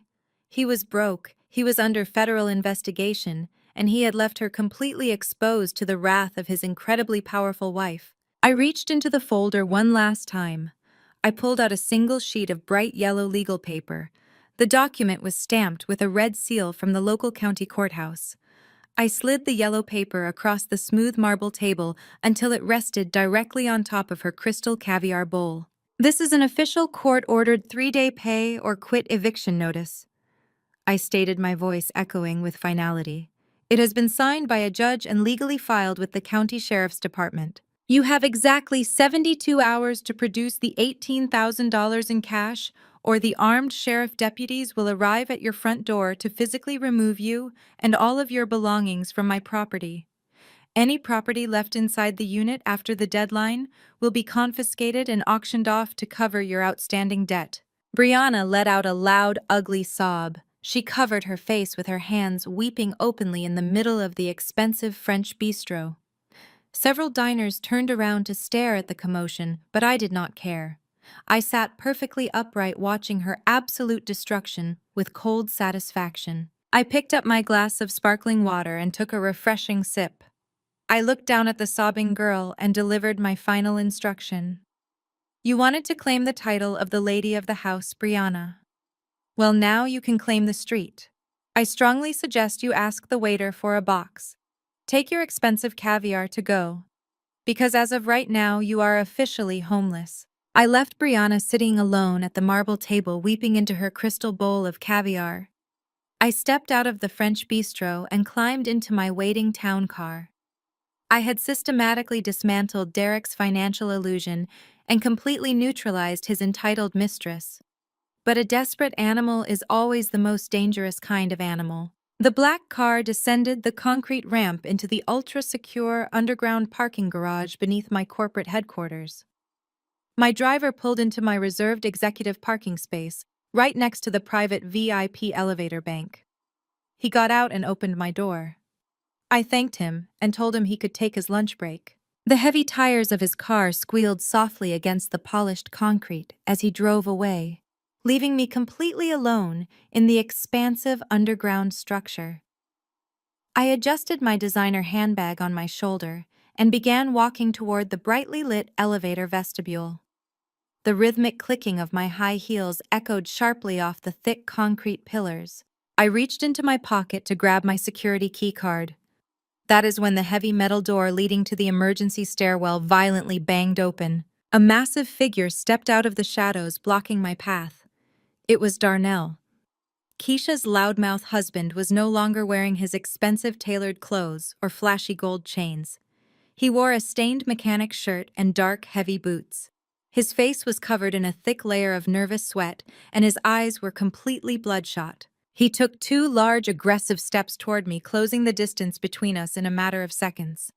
He was a very large, heavily built man who spent his life working in garages and intimidating people who owed him money. He deliberately used his massive physical size, trying to cast a dark shadow over me and force me to back away. But I planted my feet firmly on the concrete floor and refused to retreat a single inch. Darnell pointed a thick, grease-stained finger directly at my face. "You listen to me, you crazy witch," he growled, his deep voice echoing loudly in the empty parking garage. "You really thought you could just walk into that boardroom and threaten my wife? You thought you could just snap your fingers and take my house away from my family? You are messing with the absolute wrong man today, Chloe. I am not Derek. I do not wear fancy suits, and I do not care about your corporate titles. I come from the real streets, and I know exactly how to handle people who try to disrespect me. You are trespassing on private property, Darnell," I said, my voice perfectly steady. "I suggest you turn around and walk back out the exact same way you sneaked in before I have you arrested." Darnell let out a harsh, bitter laugh. He took another step forward, invading my personal space so completely I could smell the stale cigarette smoke and cheap cologne radiating off his skin.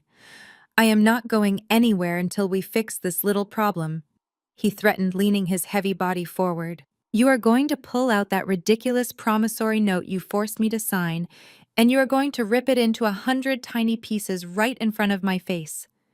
If you do not do exactly what I tell you right now, you will never make it onto that elevator." Accidents happen in dark parking garages all the time, Chloe. Do not make me show you exactly what kind of man I really am. He thought his cheap street thug routine would terrify me. He thought the threat of physical violence would reduce me to a trembling victim willing to surrender my leverage just to escape. He completely fundamentally misunderstood the type of woman he was currently dealing with. I did not flinch. I did not scream for help. I did not drop my handbag and run away. I simply reached into the front pocket of my tailored blazer and pulled out my smartphone. Darnell smirked, thinking I was desperately trying to dial 911. He reached out his heavy hand, trying to snatch the device away from me. "You are not calling the cops," he barked. I easily sidestepped his clumsy attempt to grab my phone. "I am not calling the police, Darnell," I replied coldly. "I am just pressing play." I tapped the glowing screen of my phone. The audio file I had queued up immediately began playing at maximum volume through the high-quality external speakers. The crystal-clear audio recording echoed off the concrete walls of the parking garage, filling the heavy silence with undeniable proof of his own criminality. The voice on the recording was unmistakably Darnell's. It was thick, loud, and extremely arrogant. He was speaking to another man whose voice was nervous and hesitant. "Look, man," Darnell's recorded voice boomed. "I told you I have the cash right here, $5,000 in unmarked bills just like we agreed. All you have to do is sign off on the city zoning permit and conveniently ignore those 6 vehicles sitting in the back lot with the scratched-off VIN numbers. You take the envelope, you stamp the paper, and we both walk away happy. Nobody has to know you are looking the other way on stolen parts." The other man on the recording muttered a quick, nervous agreement, followed by the distinct sound of a heavy paper envelope changing hands. I tapped the screen again, pausing the devastating audio file. Darnell was frozen in place. His thick arms hung limply at his sides. The aggressive street thug persona had completely, instantly evaporated. He was staring at my phone as if it was an active explosive device about to detonate. The color drained completely from his sweaty face, leaving him looking pale and incredibly sickly. "Where did you get that?" he whispered, his voice trembling violently. I slipped the phone safely back into my blazer pocket and offered him a chilling smile. "I told you before, Darnell. When you run a massive financial institution, you learn to gather high-quality intelligence. You really thought I would just hand over $150,000 of my hard-earned money without doing a comprehensive background check on your failing business. I hired the best private investigators in the state of Georgia. They have audio recordings, they have video surveillance, and they have detailed financial ledgers, proving you have been actively fencing stolen car parts and bribing city officials to cover it up." Darnell swallowed hard, his Adam's apple bobbing nervously. He took a slow, shaky step backward, creating distance between us. "You thought you could come down here and intimidate me with cheap physical threats," I said, stepping forward and turning the tables entirely. "You want to show me what kind of man you really are? Well, I am showing you exactly what kind of woman I am. You lay a single finger on me, Darnell, and that audio file goes straight to the district attorney. It goes to the federal regulators and it goes to the local news stations. You will not just lose your house, you will lose your business and you will spend the next 10 years sitting in a federal prison cell." Now I commanded, my voice cracking like a heavy whip, "Get out of my sight." Darnell turned around and practically sprinted toward the heavy metal door leading to the emergency stairwell. He disappeared into the stairwell, the heavy door slamming shut behind him with a loud echoing boom. I stood alone in the quiet garage, taking a deep, calming breath. I rode the quiet elevator back up to my private executive suite and walked over to my heavy mahogany desk. I reached for my phone to check my messages. I had a new voicemail from Mama Shirley. "Chloe, my sweet girl, Mama." Shirley cried, her voice shaking with fake devastation. "Please do not hang up on me. Our family is completely falling apart, and it is entirely breaking my heart. We have all made such terrible mistakes, and we desperately need to fix this before the devil destroys our family. I just spoke with Pastor Williams down at the church parsonage. He wants to help us heal. He wants to bring us all together under the eyes of God to find a peaceful resolution. We are hosting a special Sunday dinner at the parsonage tomorrow evening, just the family and the pastor. Please, Chloe, I am begging you on my hands and knees. Come to the dinner. Let us pray together and find a way to make peace. We cannot let our beautiful family end like this. We love you." See, the message ended. A slow, cold smile spread across my face. I would certainly not miss this dinner for the absolute world. They thought I was incredibly weak, but they were about to learn a very painful lesson. I pulled my car into the small gravel parking lot behind the church parsonage. The evening air was thick and humid, hanging heavy over the historic brick building. The cicadas buzzed loudly in the large oak trees. I knew exactly what was waiting for me inside. Mama Shirley had framed this as a spiritual intervention, a desperate plea to save a broken family under the watchful eyes of the Lord. I stepped out of the car and walked up the short concrete steps to the heavy wooden side door. I turned the brass handle and walked straight into the private parsonage dining room. The air inside the room was incredibly stiff, smelling of old floor wax and cheap floral perfume. Sitting at the far end was Pastor Williams, a man who loved the sound of his own voice and possessed a deep history of covering up the financial sins of his most generous donors. To his right sat Mama Shirley, wearing a dark, solemn dress and clutching a leather-bound Bible to her chest like a physical shield. On the left side of the table sat Derek. His eyes darted toward the door the second I walked in. Sitting right next to my soon-to-be ex-husband was a man I did not recognize. He was a middle-aged man wearing an incredibly cheap gray suit that looked 2 sizes too large. Nobody stood up to greet me or offer me a drink. The atmosphere in the room was suffocatingly tense. I pulled the wooden chair out and sat down, folding my hands neatly in front of me. I did not speak. I simply let the heavy silence stretch out, forcing them to make the first move. Mama Shirley immediately launched into her rehearsed performance. She looked at me with eyes full of fake maternal sorrow. "Chloe, my sweet girl," she began, her voice quivering perfectly on cue. "The devil has been working overtime to tear this beautiful family apart. There has been so much anger, so much ugly pride, and so many terrible misunderstandings. But tonight we are putting all of our worldly grievances aside. We brought Pastor Williams here to help us heal these deep spiritual wounds and guide us back to the righteous path of forgiveness. I kept my expression completely blank, staring at her, until she nervously looked away and deferred to the head of the table. Pastor Williams cleared his throat, resting his large hands flat against the polished oak wood. "Sister Chloe," he said, his deep baritone voice filling the small room. "Marriage is a sacred, unbreakable covenant before God. It is not a contract that can be casually discarded just because we face earthly challenges. Derek has confessed his sins to me. He admits he strayed from the righteous path, and he is seeking genuine spiritual redemption. But redemption requires grace from the injured party." Pastor Williams leaned forward, his tone shifting from pastoral comfort to manipulative guilt. He lowered his voice, adopting a serious, reprimanding cadence. "Sister Chloe, we live in a society that constantly tries to tear down strong, successful black men," he preached, pointing a thick finger toward Derek. "Derek is a pillar of our community. He is a provider and a leader. When you embarrass him publicly, when you strip away his financial dignity and throw him out of his own home, you are not just hurting your husband. You are damaging the image of our entire community. You are giving the outside world exactly what they want to see: a broken black family." The sheer audacity of his words was almost breathtaking.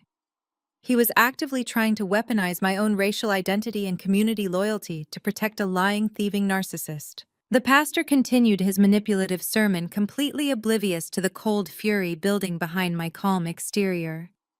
"God calls the husband to be the head of the household," Pastor Williams declared firmly. "And he calls the wife to submit respectfully to his leadership. You have been blessed with incredible financial resources, Chloe. But you have used those blessings to emasculate your husband. You have hoarded your wealth in secret accounts, completely emasculating the man God placed over you. That kind of financial rebellion breeds resentment. It drives a good man into the arms of temptation. If you want to save this marriage and save your own soul, you must surrender this toxic independence. You must restore Derek's rightful place as the head of this family and trust him to lead you both into a prosperous future." He leaned back in his chair, folding his arms, looking incredibly satisfied with his deeply misogynistic speech. Mama Shirley nodded vigorously, whispering "Amen" under her breath. Keisha just stared at the table, completely terrified to make eye contact with me.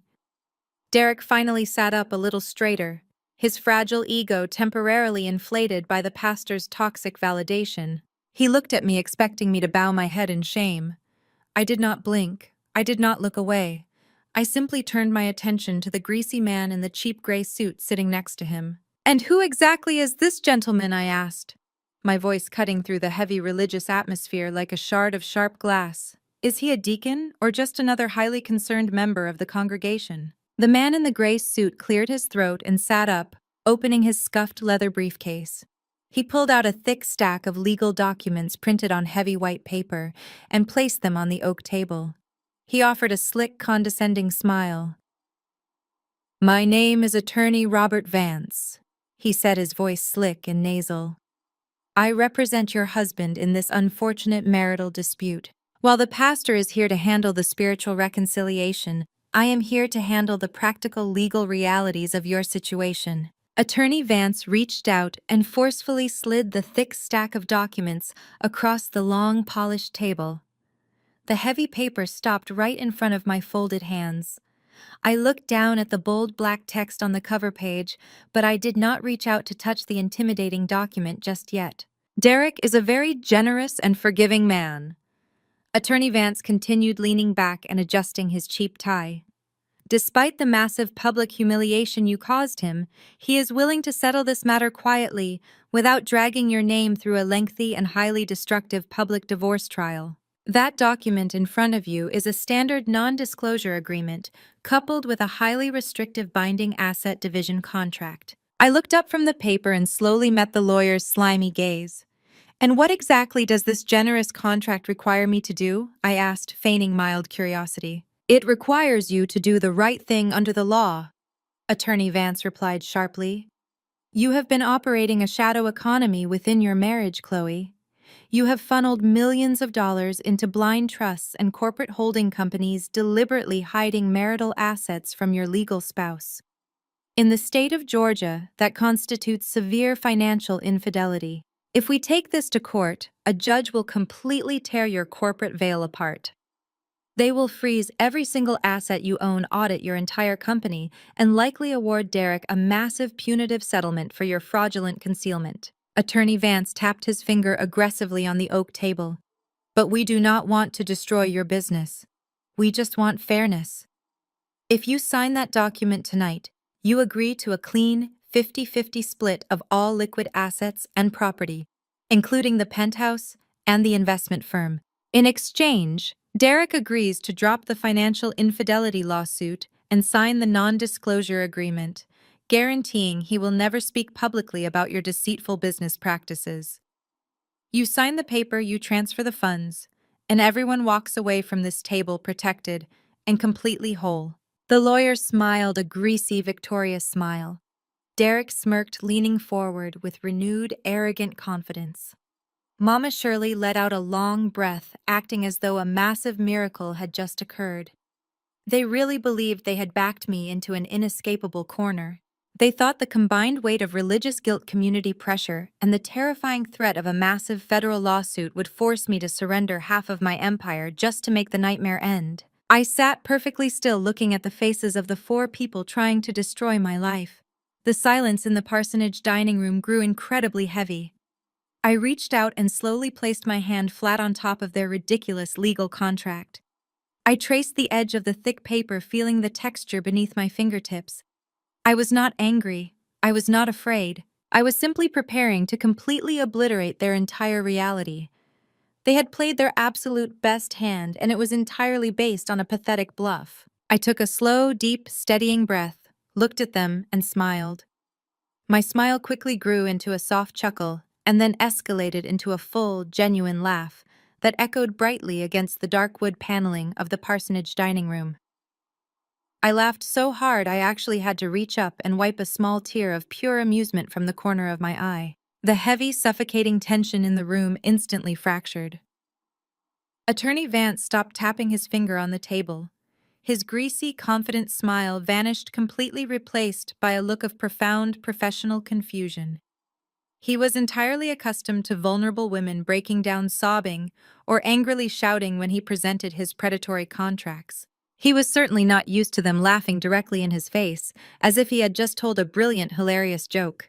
Mama Shirley gasped loudly, clutching her large leather-bound Bible even tighter to her chest. She looked deeply offended by my reaction, as if my genuine laughter was a direct insult to her personal faith. She muttered a quick prayer under her breath, shaking her head in sheer disbelief. Pastor Williams puffed out his broad chest, looking completely scandalized that I was blatantly disrespecting his established spiritual authority inside his own church. He frowned deeply, clearly unaccustomed to women refusing to bow to his manipulative tactics. Derek, however, did not look confused or offended. He looked absolutely furious. He leaned forward, slamming his fist down hard on the solid oak table, making the crystal water glasses rattle violently. "Stop laughing, Chloe," he barked, his voice laced with the desperate, toxic authority he was so desperately trying to cling to. "This is not a game, and this is not a joke. You are sitting here facing complete financial ruin. You either sign that contract right now, or I promise you I will let Vance tear your entire corporate empire straight to the ground. You have absolutely no leverage left." I stopped laughing and let out a soft, contented sigh. I leaned forward, resting my elbows on the table, mirroring his aggressive posture, but with absolutely none of the underlying panic. "Oh, Derek," I said, my voice dropping to a dangerously quiet pitch. "You really are the most spectacular disappointment I have ever met. You sit there wearing a custom suit you did not actually pay for, sitting next to a cheap lawyer. You cannot afford trying to threaten me with a massive lawsuit you could never possibly win. You want to talk about leverage. You want to talk about exposing hidden assets and tearing down corporate veils. I think that is an absolutely wonderful idea." I reached down and picked up my heavy leather handbag from the floor, placing it firmly on my lap. I unzipped the main compartment. I did not pull out a pen to sign their ridiculous extortion document. Instead, I pulled out a set of 3 thick expanding file folders. I placed them on the table right next to their pathetic 50-50 settlement offer. These folders did not have cheap plastic covers.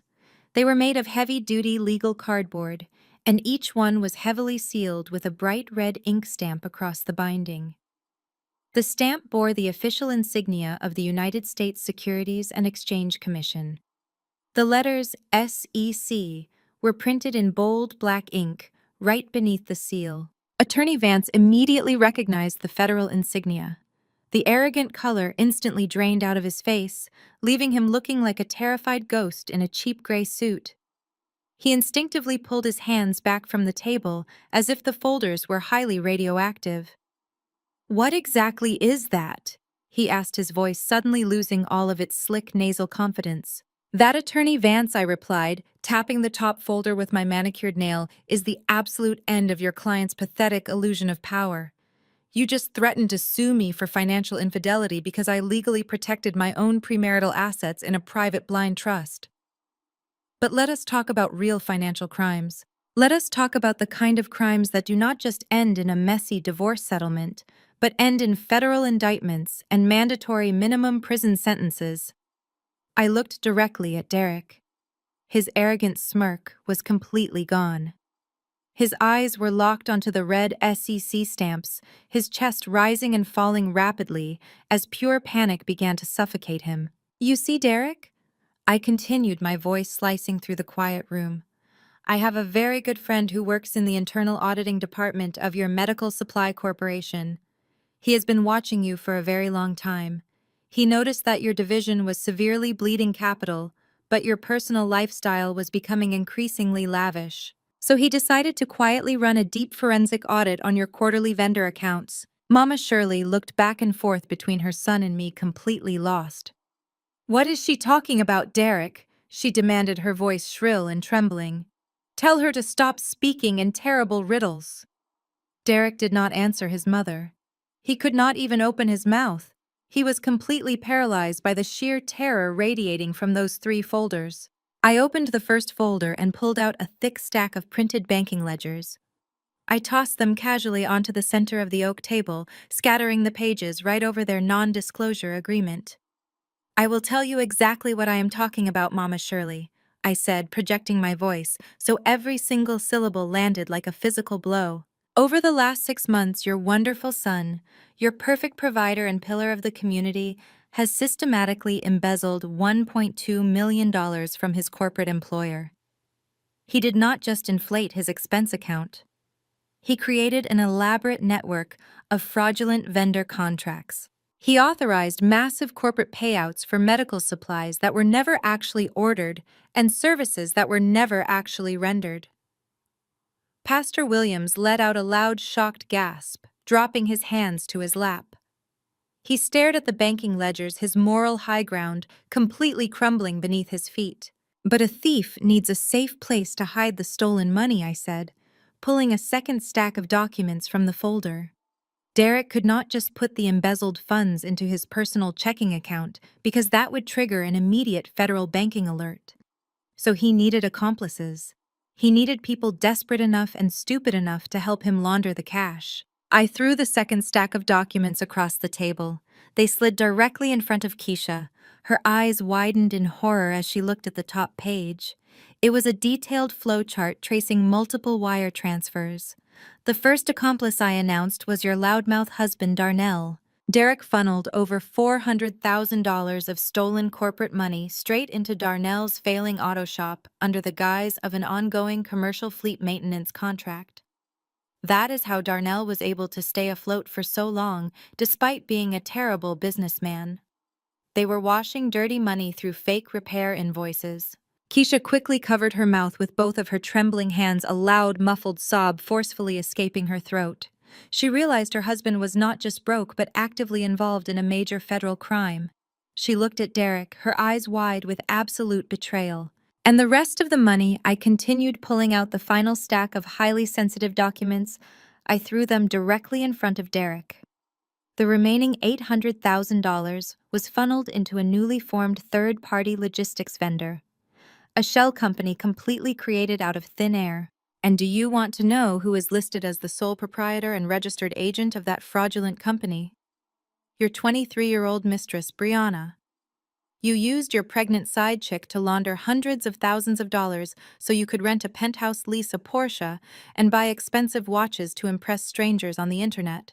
You stole $1.2 million, Derek, and you left a paper trail so wide and so painfully obvious that a first-year accounting student could follow it with their eyes completely closed. Derek was visibly shaking now.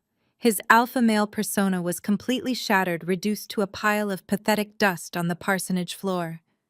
He stared at the bank statements and wire transfer logs, knowing absolutely that his entire life was over. He looked at Attorney Vance, desperately seeking some kind of legal miracle. "Vance, fix this," he pleaded, his voice cracking pitifully. "Tell her she cannot use this. Tell her it is illegal to steal these documents." Attorney Vance did not look at Derek. He was frantically shoving his own paperwork back into his scuffed leather briefcase. The sleazy lawyer was entirely aware of the strict legal concept of aiding and abetting. He wanted absolutely nothing to do with a massive federal embezzlement case involving shell companies and corporate fraud. He snapped his briefcase shut and stood up so quickly his wooden chair nearly tipped over backward. "I cannot represent you in this matter." "Derek," Vance stammered, his voice shaking as he backed away from the table. "This is far beyond a simple domestic dispute. You are facing severe federal charges. I strongly advise you to retain specialized criminal defense counsel immediately." "Good evening." Without another word, the lawyer turned and practically ran out of the parsonage dining room, desperate to put as much distance as possible between himself and the radioactive documents I had just placed on the table. The heavy oak door slammed shut behind Attorney Vance, leaving a deafening silence. For several agonizing seconds, no one in the room moved or spoke. The sheer magnitude of the catastrophic reality I had just unleashed was slowly sinking into their dense minds. The real threat was sitting right in front of them, stamped with bright red federal ink. Darnell finally broke the heavy silence that filled the room. He realized instantly that Attorney Vance fleeing meant the evidence was completely legitimate and highly dangerous. Darnell lunged across the wide table, grabbing Derek by the lapels of his expensive suit. "You set me up, you stupid, arrogant fool!" Darnell roared, his deep voice vibrating the crystal glasses on the table. "You told me those wire transfers were completely clean. You used my auto shop to launder your stolen money, and now you have the federal government looking at my business records. I am going to lose everything because you wanted to play a high roller with your little assistant." "Darnell, let me go!" Derek choked out his voice, panicked. "We can easily fix this. There is no strategy, you absolute idiot," Darnell screamed. Shaking Derek so violently, a button popped off his suit jacket and hit the floor. "I am not going to federal prison for you, Derek. I will gladly hand you to them on a silver platter if it keeps me out of a cold jail cell." Darnell shoved him violently backward. Derek stumbled and crashed heavily into his wooden chair, falling awkwardly to the floor. Darnell did not even bother to help him up. Keisha was still sitting frozen in her chair, tears streaming uncontrollably down her perfectly contoured face. Her entire reality had just been violently ripped apart. She was the broke wife of a federal criminal who owed her sister-in-law $150,000. Keisha Darnell barked, his voice devoid of any warmth or affection. "Get up right now, we are leaving. I need to shred every document in my office before the feds show up." Keisha did not move. She just stared at her brother scrambling on the floor and then looked at her husband. "You ruined us," she whispered, her voice cracking with profound despair. "You lied to me, Darnell.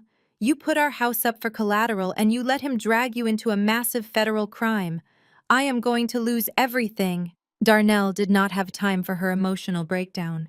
He grabbed her aggressively by the arm and yanked her out of her chair. The heavy wooden door slammed shut again, leaving only Derek, Mama Shirley, Pastor Williams, and myself alone inside the room. Mama Shirley realized the situation was spiraling completely out of her control.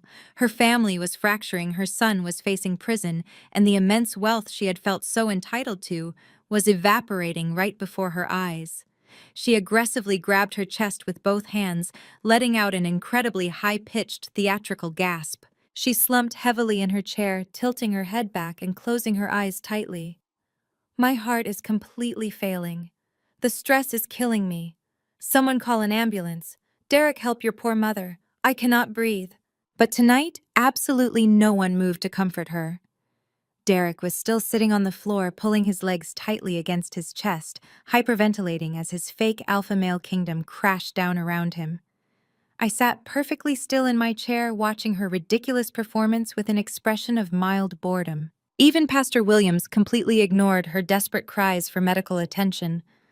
The corrupt pastor was far too busy trying to calculate his own massive legal exposure. He had hosted this extortion attempt in his own church.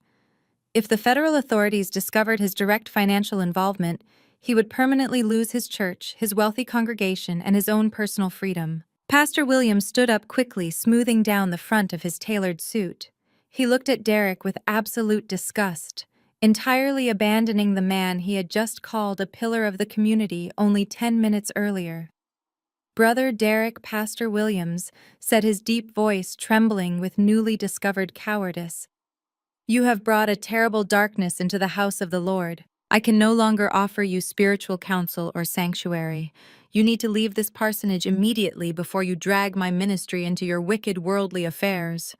Pastor Williams practically sprinted toward the door, escaping the radioactive fallout, just like the sleazy lawyer had done. Mama Shirley opened one eye, realizing her theatrical medical emergency was failing to draw any sympathy. When she saw Pastor Williams abandoning them, she suddenly stopped groaning. Her miraculous recovery was instantaneous.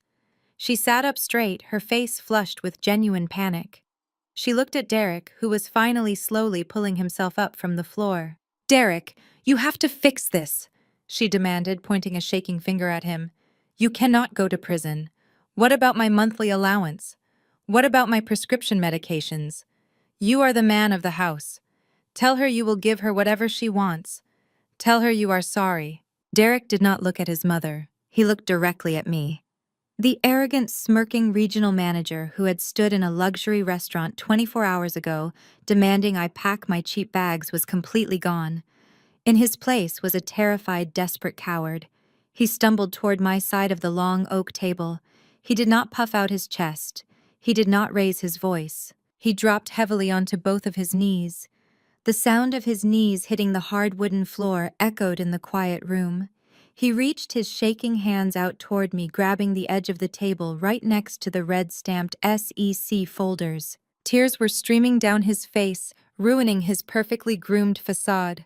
"Chloe, please," he begged, his voice breaking into a pathetic sob. "Please do not do this to me. I know I messed up. I know I made a massive mistake with Brianna. I was stupid and I was incredibly weak. But we can easily fix this. You are so smart, Chloe. You are the smartest person I have ever known. You know how to hide money. You know how to make these paper trails completely disappear." I looked down at him, feeling absolutely nothing but profound disgust. He was not apologizing for betraying our marriage. He was only apologizing because he had been caught. "We are a team, Chloe." Derek sobbed, gripping the edge of the table tighter. "We have been together for 8 years. We built a beautiful life together. You cannot just let the federal government lock me away in a cage. They will destroy me in there. Please just take those files and hide them. We can burn them tonight. We can transfer the money out of Brianna's account and make the shell company disappear. I will do whatever you want. I will sign the penthouse over completely. I will never speak to Brianna again. Just please protect me." I reached down and slowly picked up the 3 expanding file folders. I tapped the edges against the table, aligning the thick stacks of paper perfectly. I looked down into his crying eyes. "We are not a team, Derek," I said, my voice ice cold and razor sharp. "We never were. You were a parasite draining my resources while actively trying to destroy my spirit. And as for making these files disappear, I am afraid you are a little too late. You see, Derek, these folders are just my personal copies." Derek's eyes widened in absolute horror. "What do you mean?" he whispered, his voice barely audible. "I mean, I am a highly ethical financial professional," I replied simply. When I received undeniable proof of a massive corporate embezzlement scheme this afternoon, I was legally obligated to report it to the proper authorities immediately. I did not just bring these documents to our lovely little Sunday dinner, Derek. I already sent the original files directly to the Federal Fraud Division and the Atlanta Police Department. Derek's jaw dropped open. He let out a strange, strangled gasp, clutching his chest, as if he had just been shot. Mama Shirley screamed loudly, covering her face with her hands. I looked past Derek toward the large stained glass windows of the parsonage dining room. Outside, the evening sky was completely dark, but the darkness was suddenly violently pierced by an intense barrage of bright flashing lights. Red and blue strobes painted the stained glass in frantic, terrifying colors, lighting up the interior of the room like a chaotic disco. The piercing wail of multiple police sirens cut through the quiet neighborhood, growing exponentially louder as they pulled directly into the church parking lot. "The authorities are not here for a spiritual intervention, Derek," I said, looking back down at him. "They are only here for you." The oak doors of the parsonage dining room did not just open. They were violently forced apart by the sheer physical weight of three heavily armed federal agents wearing dark tactical vests with the letters FBI emblazoned across their chests in bright yellow. Behind them, two uniformed Atlanta police officers stood with their hands resting securely on their utility belts, blocking the only exit. The small, stifling room was instantly flooded with the crackle of police radios and the harsh, authoritative voices of men who did not care about the sanctity of a church parsonage. The lead federal agent, a tall, imposing man with a grim expression, stepped directly toward the long oak table, holding a thick stack of official legal documents. Derek scrambled backward on the floor, completely terrified. He scrambled like a frightened child, desperately trying to wedge his body underneath the table to hide from the inevitable consequences of his own actions. The lead agent did not blink.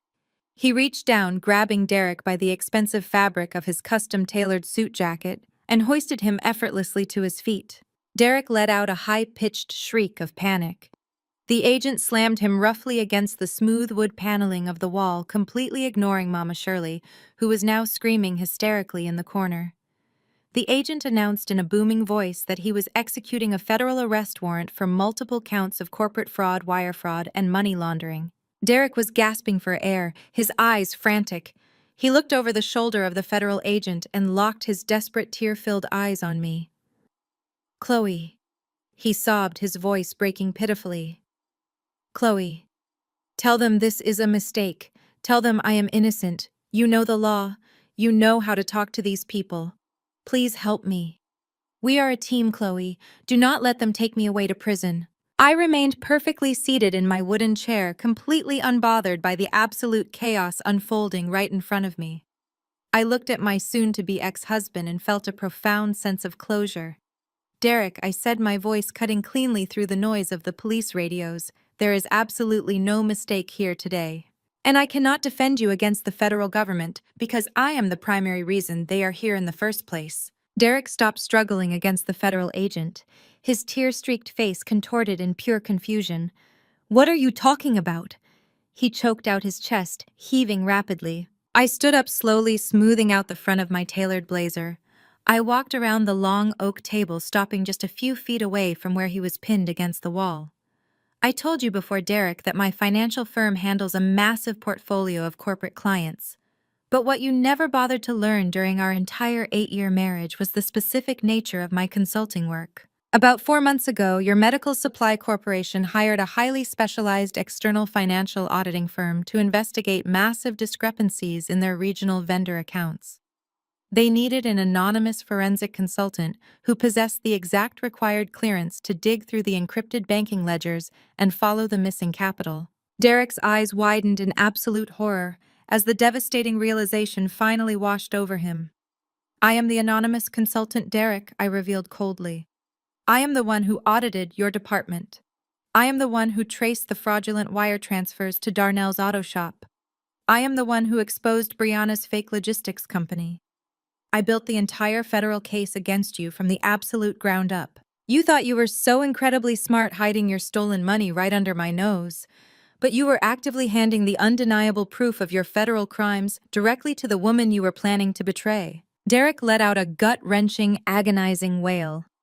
It was the sound of a man watching his entire universe collapse into a black hole of his own creation.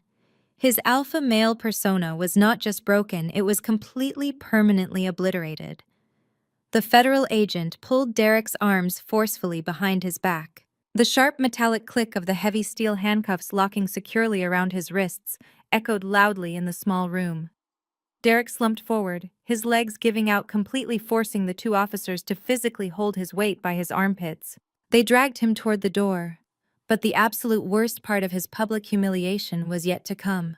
The flashing police lights and the loud sirens had drawn the attention of the entire church congregation. As the officers dragged Derek out of the private parsonage dining room, they had to walk him directly through the main church fellowship hall. Dozens of highly influential community members, the same wealthy church friends Mama Shirley constantly bragged to, were gathered for the Sunday evening social hour.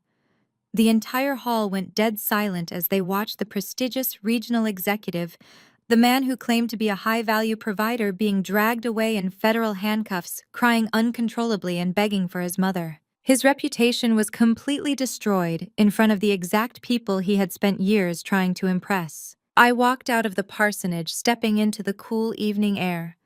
I did not look back. My work there was entirely finished. The dominoes had been perfectly aligned, and now they were falling in rapid, devastating succession. Fast forward exactly 4 weeks. The absolute destruction of Derek's family was swift and completely merciless. Darnell and Keisha were the very first to fall.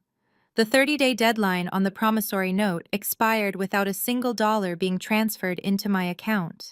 As promised, I executed the collateral clause immediately. The bank officially foreclosed on their pristine 5-bedroom suburban mansion.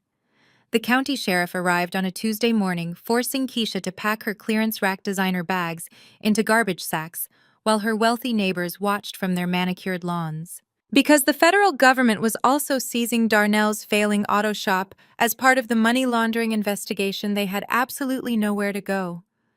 Keisha was forced to move her family into a cheap weekly motel, desperately calling extended relatives who completely refused to answer her calls. Mama Shirley faced an equally brutal reality. Without the thousands of dollars I had been secretly transferring into her account every month, and with Derek sitting in a federal holding cell awaiting trial, her lavish lifestyle evaporated overnight. She could no longer afford the exorbitant rent on her luxury garden apartment or her expensive prescription medications. She was evicted. The proud woman was forced to swallow her immense pride and apply for government assistance. She moved into a tiny subsidized apartment complex on the dangerous side of town. She no longer attended the prestigious Sunday dinners because she could not afford the transportation, and the wealthy church congregation had completely turned their backs on the mother of a convicted federal embezzler. But the most poetic justice of all belonged entirely to Brianna. She had ignored the eviction notice, genuinely believing Derek would magically post bail and rescue her. Instead, the property management security team arrived and physically locked her out of the luxury penthouse. She was forced to drag her suitcases to a cheap friend's couch, but the crushing blow came a week later. She went to a free medical clinic to establish prenatal care and requested a mandatory paternity test, hoping to use the results to demand child support from Derek's remaining hidden assets. The medical results were delivered in a standard white envelope. The child was absolutely not Derek's. The DNA perfectly matched the muscular personal trainer, the same man she had been sneaking into the apartment on my security footage. The trainer was a man who worked for minimum wage at a local commercial gym and already had 3 other children he could barely afford to support. Brianna realized she had thrown away her youth and ruined her reputation for absolutely nothing. She was broke pregnant by a minimum wage worker and facing possible legal charges for her involvement in the shell company. When Derek used his one allowed phone call from the federal detention center to reach out to her, begging her to wait for him, she did not even answer. She blocked his number completely, abandoning him to rot in his concrete cell. I sat in my corner office looking out over the sprawling Atlanta skyline. My phone was silent. My bank accounts were secure. My peace of mind was absolute. They had tried to break me, tear down my empire, and humiliate me in front of the world. But they had tragically forgotten one fundamental rule of survival. You never declare war on the person who secretly built the castle you are living in. I took a sip of my hot coffee, ready to close this chapter and prepare for my ultimate rebirth. 6 months later, I sat in the Fulton County courtroom. The air conditioning hummed quietly as the presiding judge reviewed the final stack of legal documents. The divorce was swift and entirely one-sided. Derek was not sitting at the table next to me, wearing a custom-tailored navy suit, projecting an aura of dominance. He was appearing via a grainy video feed from the Federal Detention Center in a faded jumpsuit. His face was gaunt, his hair was unkempt, and the arrogant spark that once defined his alpha male personality had been permanently extinguished. His public defender had absolutely nothing to argue. Because Derek was currently incarcerated for severe federal financial crimes, his legal standing in family court was virtually non-existent. The judge looked down at the comprehensive asset division proposal. She noted clearly for the official record that my corporate holding company and the trust were established completely independent of any marital funds. She slammed her heavy wooden gavel down on the sound block. The sharp crack echoed through the quiet courtroom, finalizing the absolute end of my marriage. My assets remained protected. I did not lose a single dollar. I walked confidently out of the wooden doors into the bright marble hallway. I felt lighter than I had in a decade. As I walked toward the grand staircase, my cell phone began to vibrate steadily inside my handbag. I pulled it out and looked at the glowing screen. It was an unknown number, but I immediately recognized the local area code. I brought the phone to my ear. I did not say hello. I just listened to the heavy breathing on the other end of the line. "Chloe, please do not hang up," the voice sobbed. It was Keisha. Her voice was incredibly thin, raspy, and completely devoid of the loud, obnoxious energy she used to parade around. "I am begging you, Chloe." Keisha cried, her words tumbling out in a frantic rush. "We are living in a cramped motel room. The neighborhood is incredibly dangerous. Darnell is facing his own federal indictment, and I cannot find a job to feed my kids. We have absolutely nothing left. I know I was terrible to you at the restaurant that night. But you have so much money. You own entire commercial buildings. Please just give me a small personal loan so I can rent a safe apartment. I will pay you back every single cent, I promise. Please be the bigger person today." I stopped walking and stood at the top of the marble staircase. I looked down at the lobby below, watching the attorneys go about their busy lives.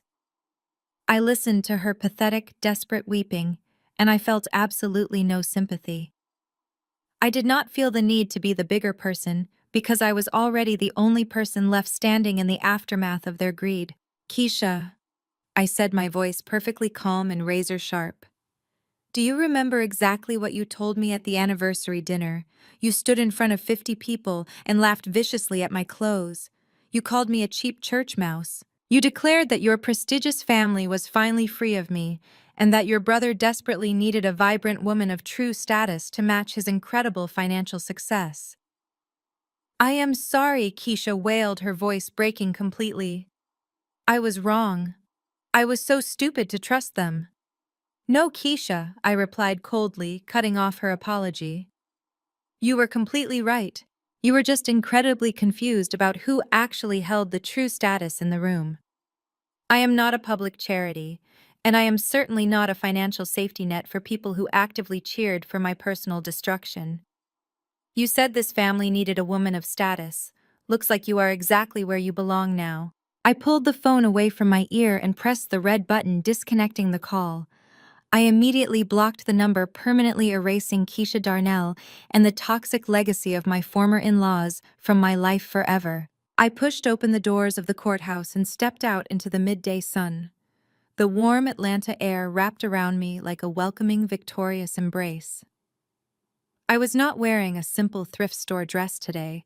I was wearing a stunning white tailored suit. I paired it with expensive crimson heels that clicked authoritatively against the concrete steps. I walked with my head held high, my shoulders pulled back, and an aura of absolute victory radiating from every single step. Waiting for me at the bottom of the wide courthouse steps was a pristine jet-black chauffeur, driven Maybach. The uniformed driver saw me approaching and quickly stepped around the sleek vehicle to open the heavy rear door. He bowed his head slightly in a gesture of respect. "Good afternoon, Madam Chairwoman," the driver said smoothly. "Your luggage is already loaded in the trunk. The private terminal is completely cleared for your arrival. Are we heading straight to the airport now?" "Yes, Marcus," I replied, sliding gracefully into the leather back seat of the luxurious car. "We have a transatlantic flight to catch. I cannot be late for the International Women's Empowerment Summit in Paris." The driver closed the door, sealing me inside the quiet cabin. The powerful engine purred softly as the luxury vehicle pulled smoothly away from the curb, merging effortlessly into the busy city traffic. I leaned back against the soft headrest, looking out the tinted window at the passing city. This city used to be a psychological cage built by a man who desperately wanted to keep me small. Now it was just another profitable property on my expanding commercial portfolio. I smiled, closing my eyes and letting the absolute peace wash over my soul. Sometimes letting people think you are weak is your greatest weapon. When they finally decide to stab you in the back, that is when you show them who actually owns the knife. The ultimate lesson from this story is the sheer power of financial independence and silent strategy. You should never shrink your own success just to protect the fragile ego of an insecure partner or toxic family members. Chloe proved that true strength does not require shouting or bragging. It requires meticulous planning and unshakable boundaries. When arrogant people mistake your quiet grace for weakness, let them. Let them underestimate you while you silently build your empire. Then, when they inevitably try to destroy you, they will find themselves standing in a trap built entirely by their own greed and ignorance. If you believe in protecting your peace and building your own empire, hit the like button, subscribe, and tell me in the comments how you handle toxic people in your life.